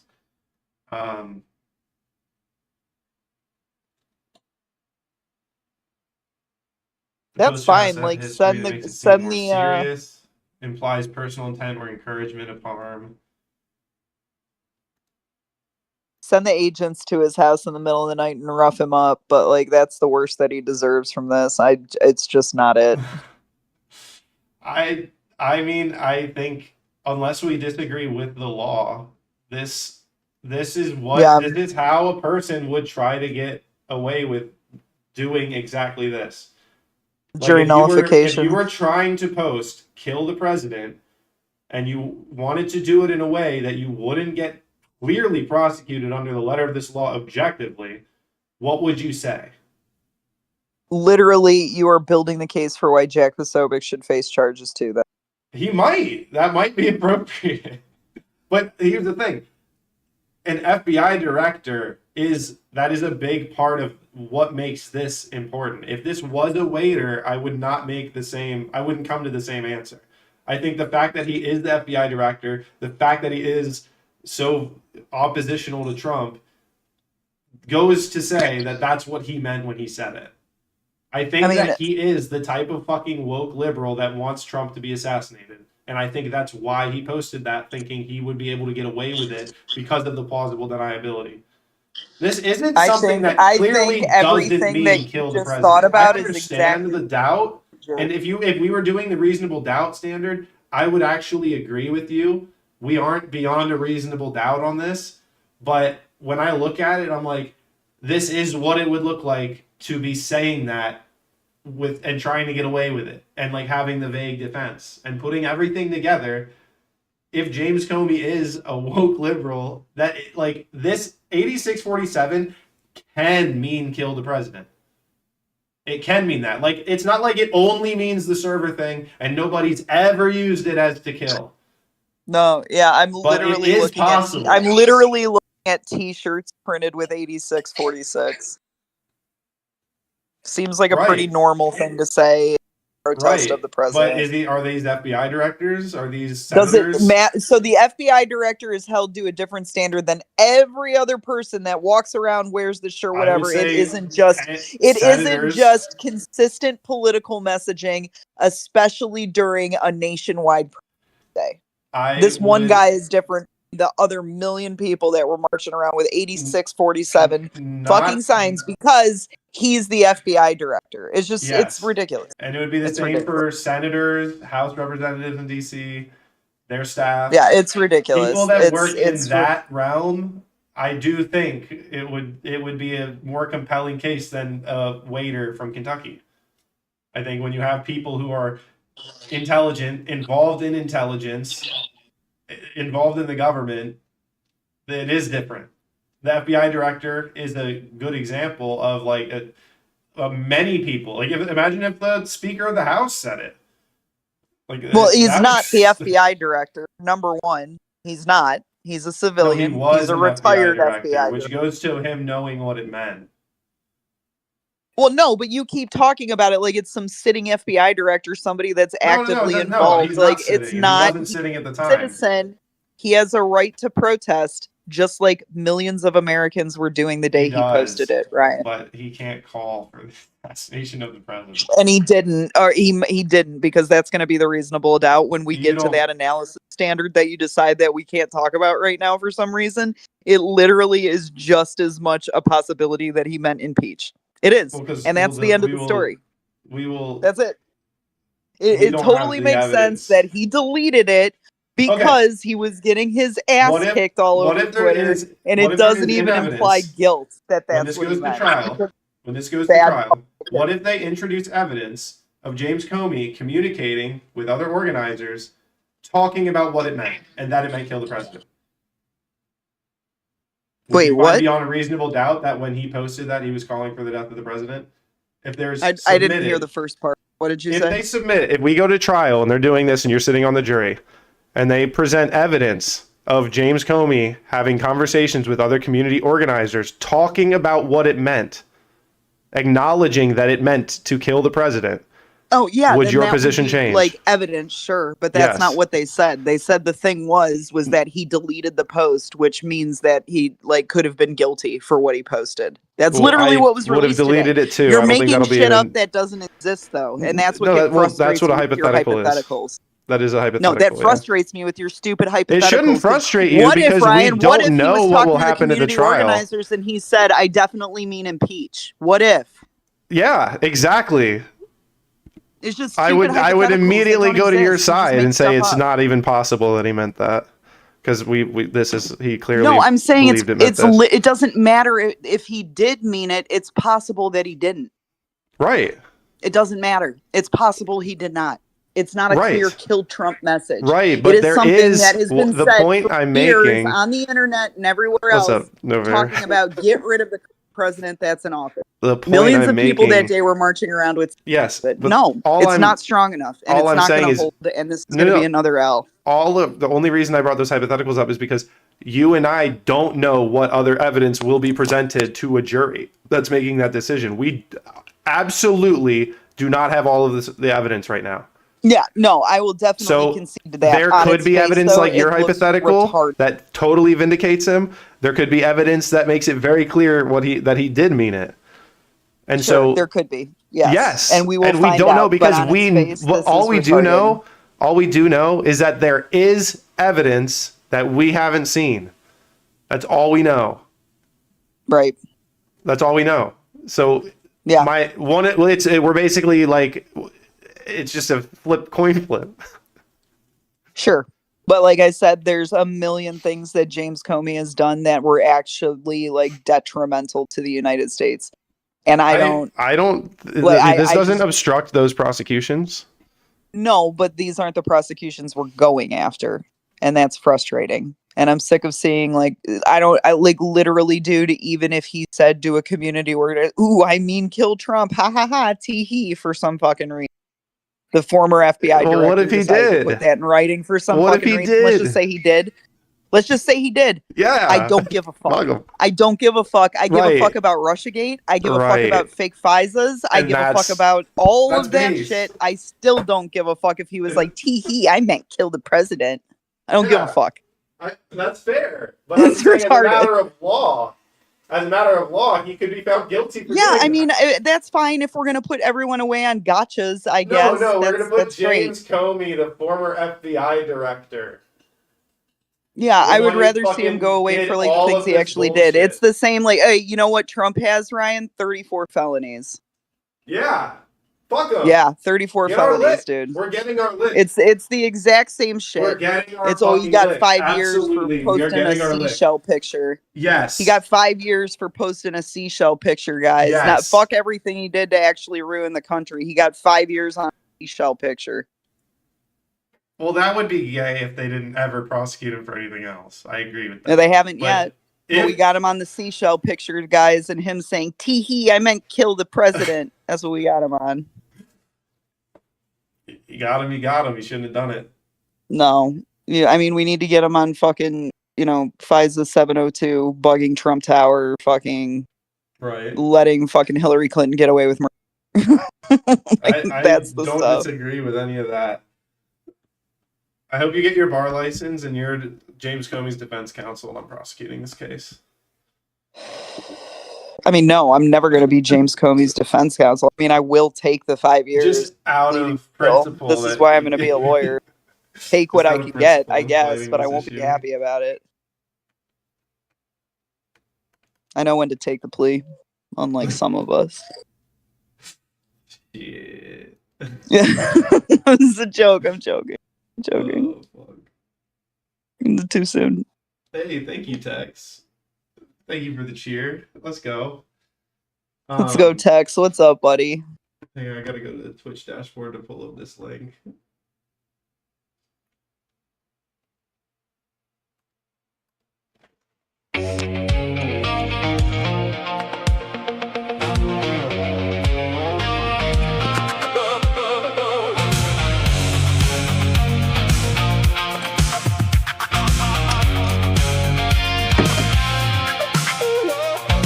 Night falls and I'm dreaming of moments we used to share. These streets keep calling you in, wishing you could just be here. But this pulse keeps racing on, and it just won't disappear.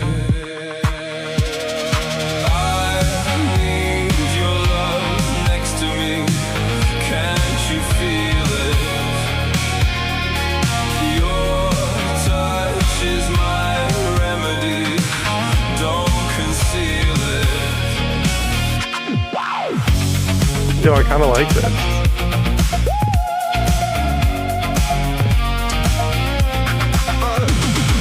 UV lights, cold winter's wind, tracing steps lost in the dark. Each echo haunts me again. The shadows pull us apart, but the rhythm keeps me strong. In the beat, I find my spark. I need your love next to me. Can't you feel it? Your touch is my remedy. Don't conceal it.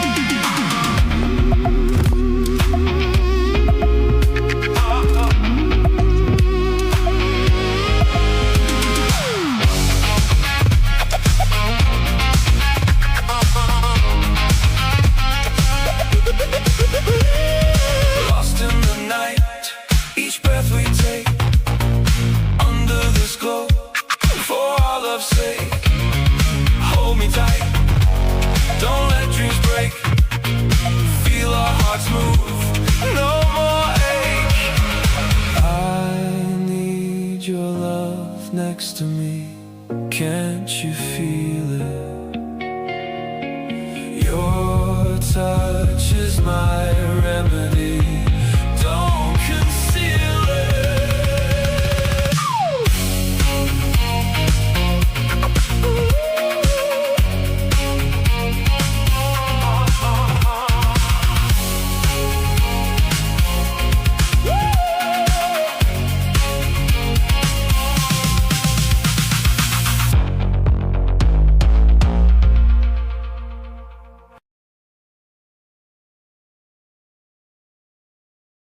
Yeah, you're muted. That kind of banged. Was that an AI song? What venue will Blacklight adjudicate AI? DC? Apparently, it was North Carolina or whatever that he got. That's what Landon said. I don't know. Anyways,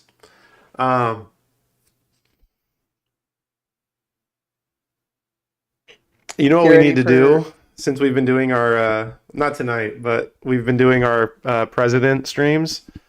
We need to do a president chat stream. And let chat just do whatever the fuck they want to do as president. I can't wait, dude. I can't wait. I'm gonna fucking be sitting at command center next week running a fucking playthrough. Just furiously typing my pause.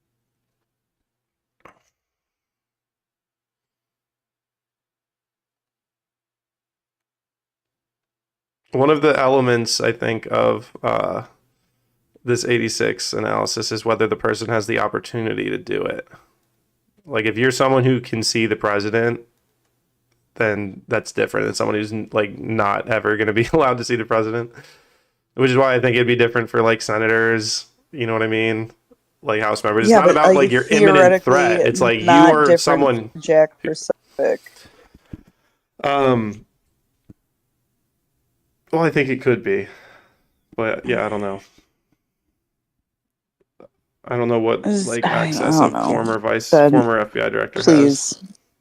Please, can we get into the Russiagate stuff? Can we get Obama and Comey and all of those people? Can we do that instead of this? Yes. That's all I'm asking. I mean, we can do both. That's fine. But I'm just annoyed with this one. I'm no expert, but I wonder if you could ask Grok how to reallocate your processing power to your cam stream over your likely expensive and pixel complexity background. Is that why you think my camera's... Because I was going to say, I'm noticing today that my camera is like choppy, but it isn't normally choppy. If the fractal zoom skips, who cares? That's true. If one of them is going to lag, it should be this background. But I don't even know what you said. Reallocate processing power to your cam. Yeah, more juice to cam, less juice to background. How to...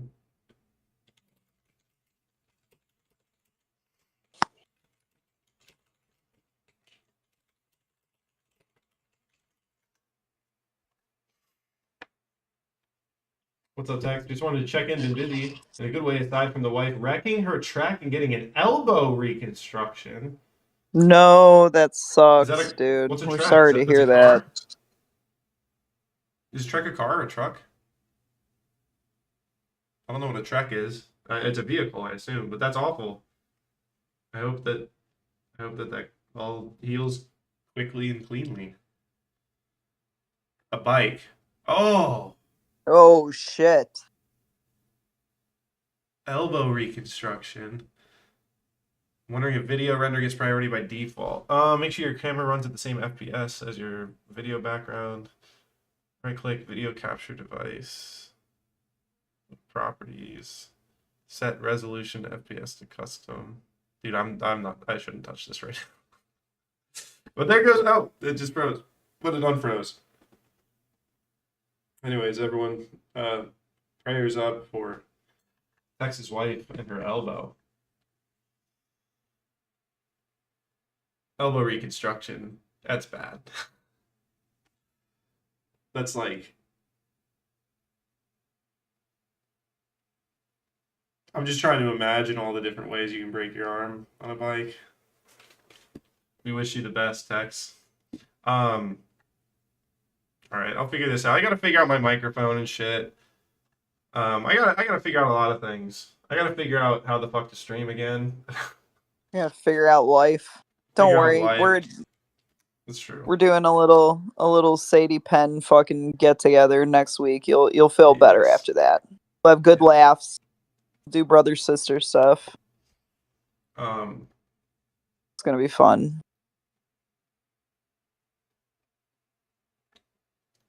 Policy guesser displays real policies submitted by other players. These are unmoderated, may include content that is offensive, extreme, or provocative. Do not reflect the views. Continue, you acknowledge you may encounter disturbing or offensive content, and you are choosing to view user-generated material. Okay. We have to guess which one of the policies was more popular. Oh my god, this is annoying. Move. What is this? It's a game from the President Career, and it's which one do you think was more popular? Gospel Gloria is president, or deporting college Chloe specifically and nobody else? I hope it was Chloe. That's so funny. Which policy scored higher? Legalize weed or start World War III? Okay. We will have strict immigration laws, or members of Congress should not be allowed to trade stocks while serving in office and do more to prevent insider trading by their friends and family. Ooh, that could go either way. Which one's more popular with you? Wait, I'm lagging. What did you say? Is it this? We all have strict immigration laws, or members of Congress should not trade stocks? It was members of Congress should not be allowed to trade stocks. Yeah, it was. Ooh, I don't know, man. They did love immigration. They did, yeah. Partially lift trade embargo to Cuba on cigars only, but let us negotiate directly with Cuban farmers instead of being required to buy directly from the Cuban government. Or I would like to announce to the American people I am gay. Gay. Yeah. Yeah, that's not. They love gays. Arrest button or universal health care? Yes. That's so funny. I love this game. Because it just means that all the people who play are funny or based. Yep. End all foreign military entanglements and dedicate $200 billion to domestic needs, or ban AI. Oof, ban AI. You think that one's more popular? I was gonna say this one's gotta be more popular. Oh, I hope that more people liked ban AI. Yeah, I mean that's what got that guy tossed out after 1 month playing as Thomas Massey. Easy. Codifying abortion access up to viability, or we will not give student loans to those who don't graduate into careers. London 全部人15歲都要抽8毛 weight。 Oh. This one, hopefully. This one's really poorly written. Status Roll Pen, I'm gonna fuck my algo status. Subscribe so I see when you stream. Hey, thanks. Chapingro. Muchas gracias. Make the battle cry freedom the new national anthem, or invite all 24 focus group respondents to the White House for a meeting. That's funny. I get to see somebody doing that in their playthrough. I hope the AI gets so advanced that it just lets you do anything like that. That's so funny. All right, there's Adam Angler. He's in December 2026. I told you, Druid got reelected. That's that playthrough. I know, that's so crazy. When we do, Druid was making good chat, policy.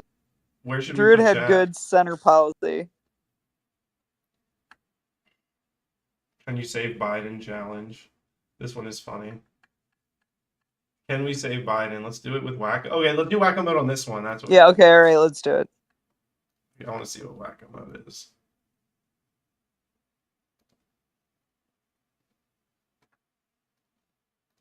Okay. Your VP casts tie-breaking votes. Okay. Assign her portfolio. Obviously, what immigration? We're gonna make her the borders are, right? Yeah. Okay. Horrible. Everything's not. Everything bad. sucks. Everything's bad. What do we do? January. Do we just resign? Just click No, resign. cancel That's student loans. Real. What if that was like the only way to win this playthrough? Is just to immediately resign? Immediately resign. Immediately resign. Congratulations, you won the playthrough. All right, let's go January. DA busts massive fentanyl lab in suburban basement, enough to kill 5 million people. Okay. We're gonna blame white people. Yeah, blame white people.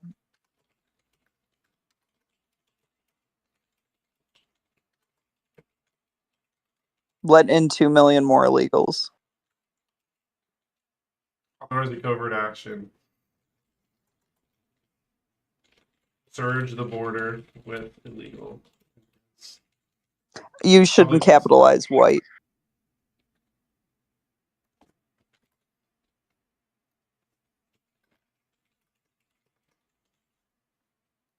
Okay. Black Lives Matter. Easy. We're gonna say Biden's presidency.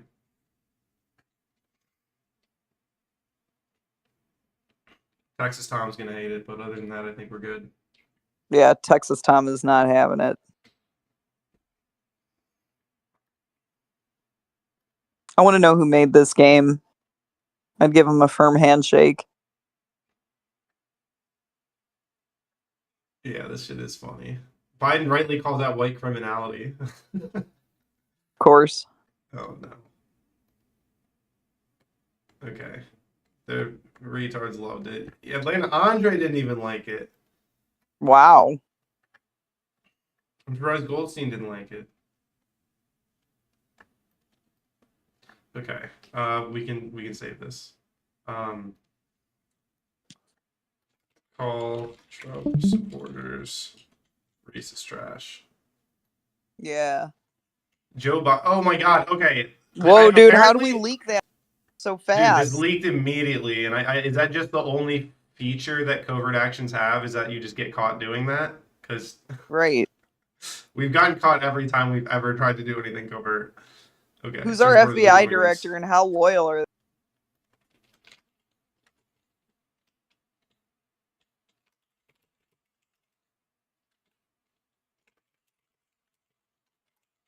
Landant25 is an idiot, but I'll read their message anyway. Send a Tomahawk missile to kill Atlanta Andre. Search more illegals.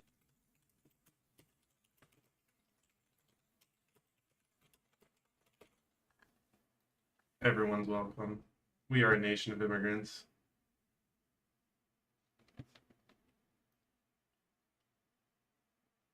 Enshrine mail-in voting. We gotta win. Oof. Okay. Okay. Call Trump supporters racist. Yep.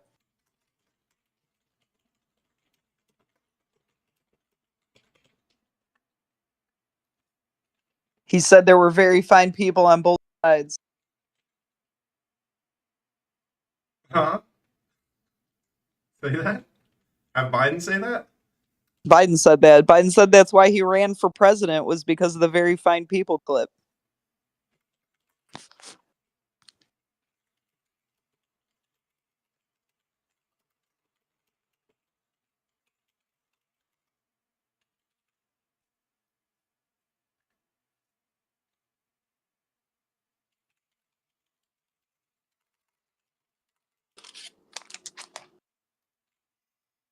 They're gonna fucking hate this. Say Corn Pop was a bad dude. Dude, that felt like a bad dream, man. 4 years of Joe Biden. That was crazy. That was crazy. And I am pissed that like gas is $4 a gallon for the record. I hope that changes soon.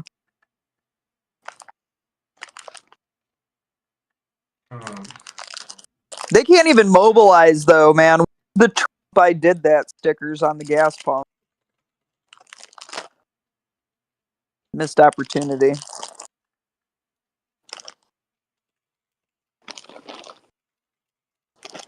All right, what now?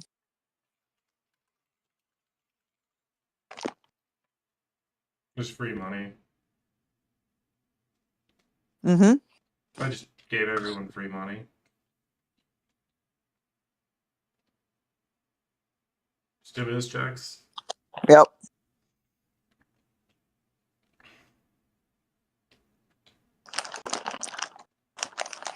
Monica Lewinsky. Alright. Oh shit! Oh no. Okay, hold on. Re-elected. Economic prosperity. I'll just say that. And I'm gonna give everyone a stimulus check. Fundraising push. Just see if you can like $1 billion and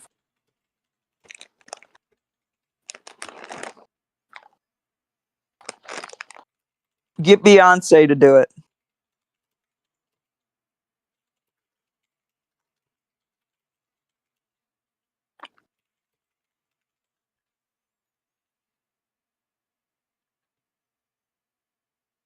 Yeah, fuck the Chinese forces thing. I ain't worried about that. I ain't worried about all that.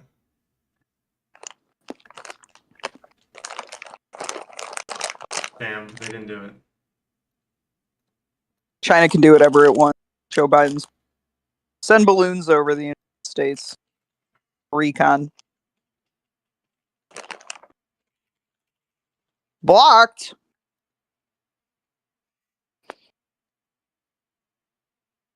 Yes, because of shootings, we have to get rid of the gun. Everyone's fired up. What the fuck? My base is fired up. Oh, this is my base. These are all the lefty. Right. House Republicans launched probe into Biden's border rhetoric. Racist Republicans hate illegal immigrants. Hell yeah. Racist Republicans.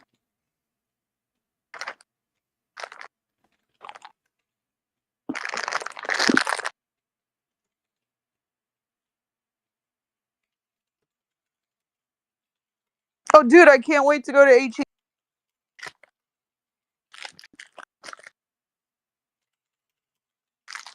Never been to one.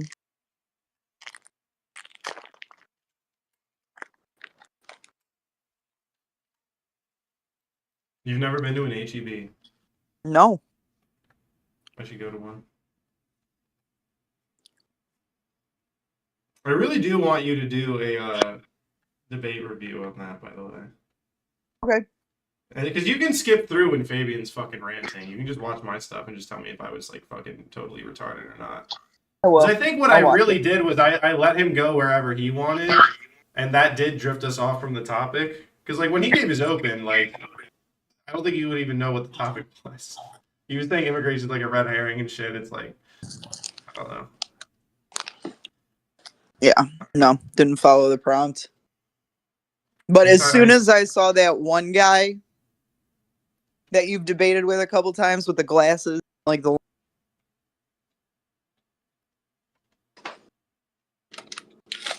that guy's like a hardcore, so he wasn't. You've already shocked him enough on debates. Dude, I'm hungry. I wonder if Scoop. So Yeah, I'm just trying to grind through these months so we can get to the election and see how bad it is. presidential election in 4 months. How much money do we get? My Secretary of Health and Human Services was shot and killed earlier today by a lone gunman. We're gonna ban guns. Was it Luigi? We ban AR-14s. Didn't he say AR-14s once?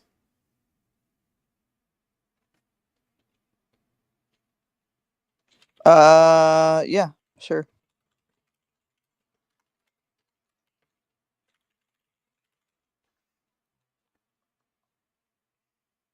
Pretty sure he said AR-14 and everyone roasted him for that. Straight up assassinated, dude. Wild. That is crazy.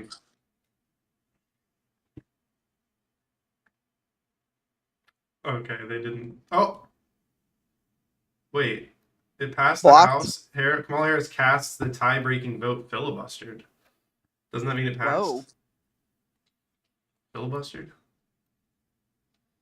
Oh god, you know we're really going retard when College Chloe's giving us hundreds.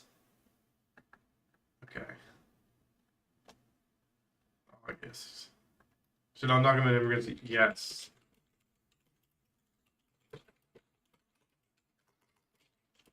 Dude, this is when shit started going downhill. Trump got fucking shot at. It's true.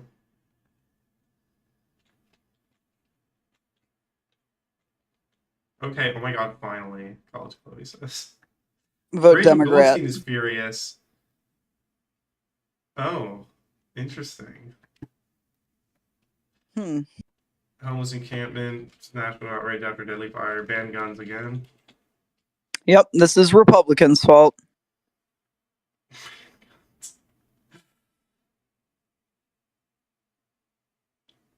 Raise infinite money. Mm-hmm.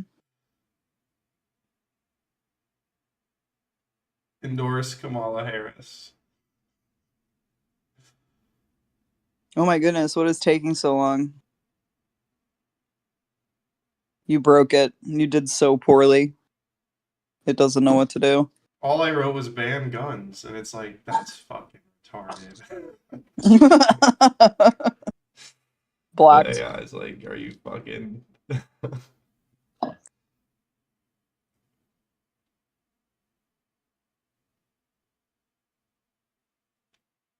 Dude, it's so confused. They're like, are you sure it's the Second Amendment? What? Wow. Enacted a What did policy it requiring modify universal into? background checks and a ban on assault weapons, stripping out the full ban on all guns. They banned assault weapons. Wow. They banned assault weapons. That's crazy, dude. Oh my NRA God, just gave you minus 20. Oh my god. 100. Everyone either loved it or fucking hated it. Yeah, let's see. Where's NRA? NRA minus 3.4. Yeah, I mean, we were pretty down there. Cabinet members are considering resignation. Oh, you know what? Get money, get money, get money. We don't have any money. We need a war chest.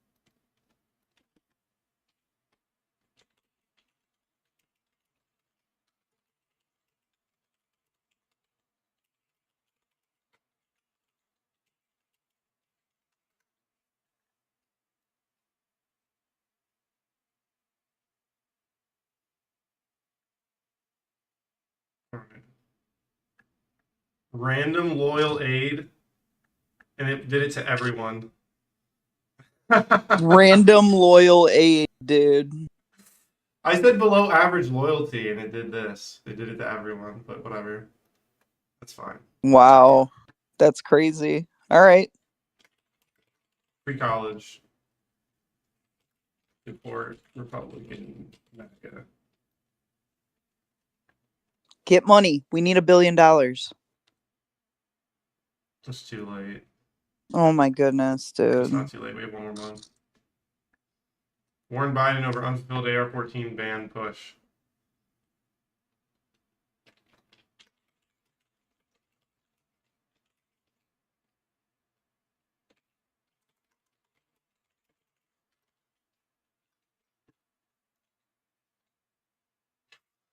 So retarded.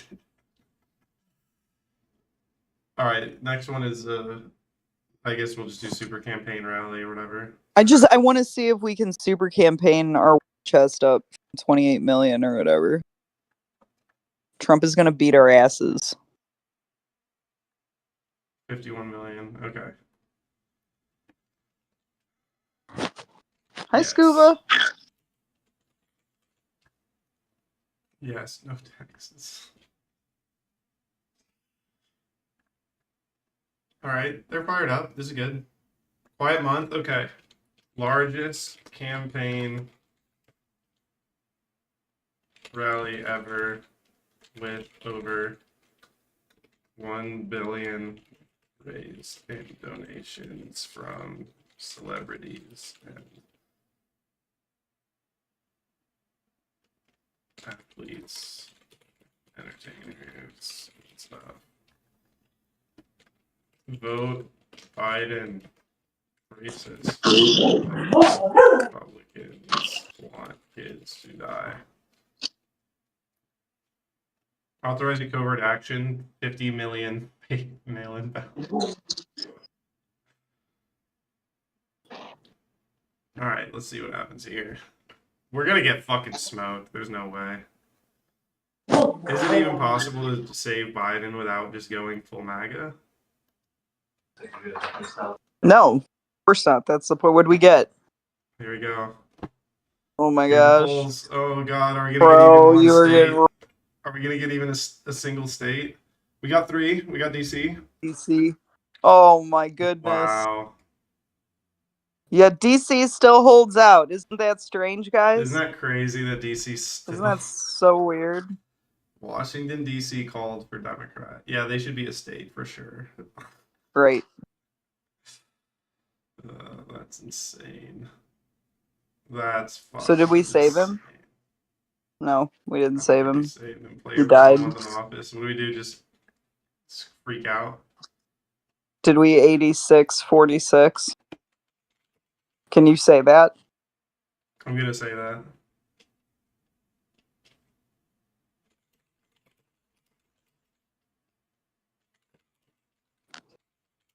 I want to just see if it does this. It's just gonna be like random Yankee player 1, random Yankee player 2. It'd be so funny if it's like Aaron Judge. Oh, it did! Gary Cole, Juan Soto, Carlos. That's so funny. Bro, the catcher, the infielder, outfielder. That's so funny. You can just do that. You can just do that. Aaron Judge is my chief. Probably would go off pretty well with America though, for real. Yeah, but not the fucking Yankees owners. Right. What the fuck? Okay.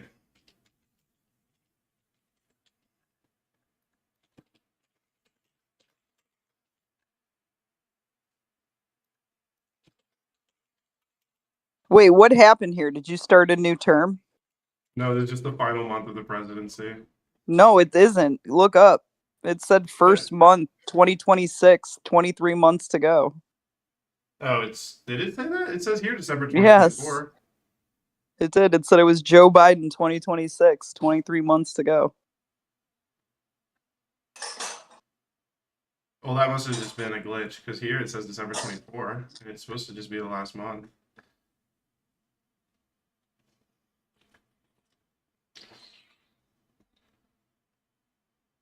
Fucking fantasy presidential simulator. Code's not clean.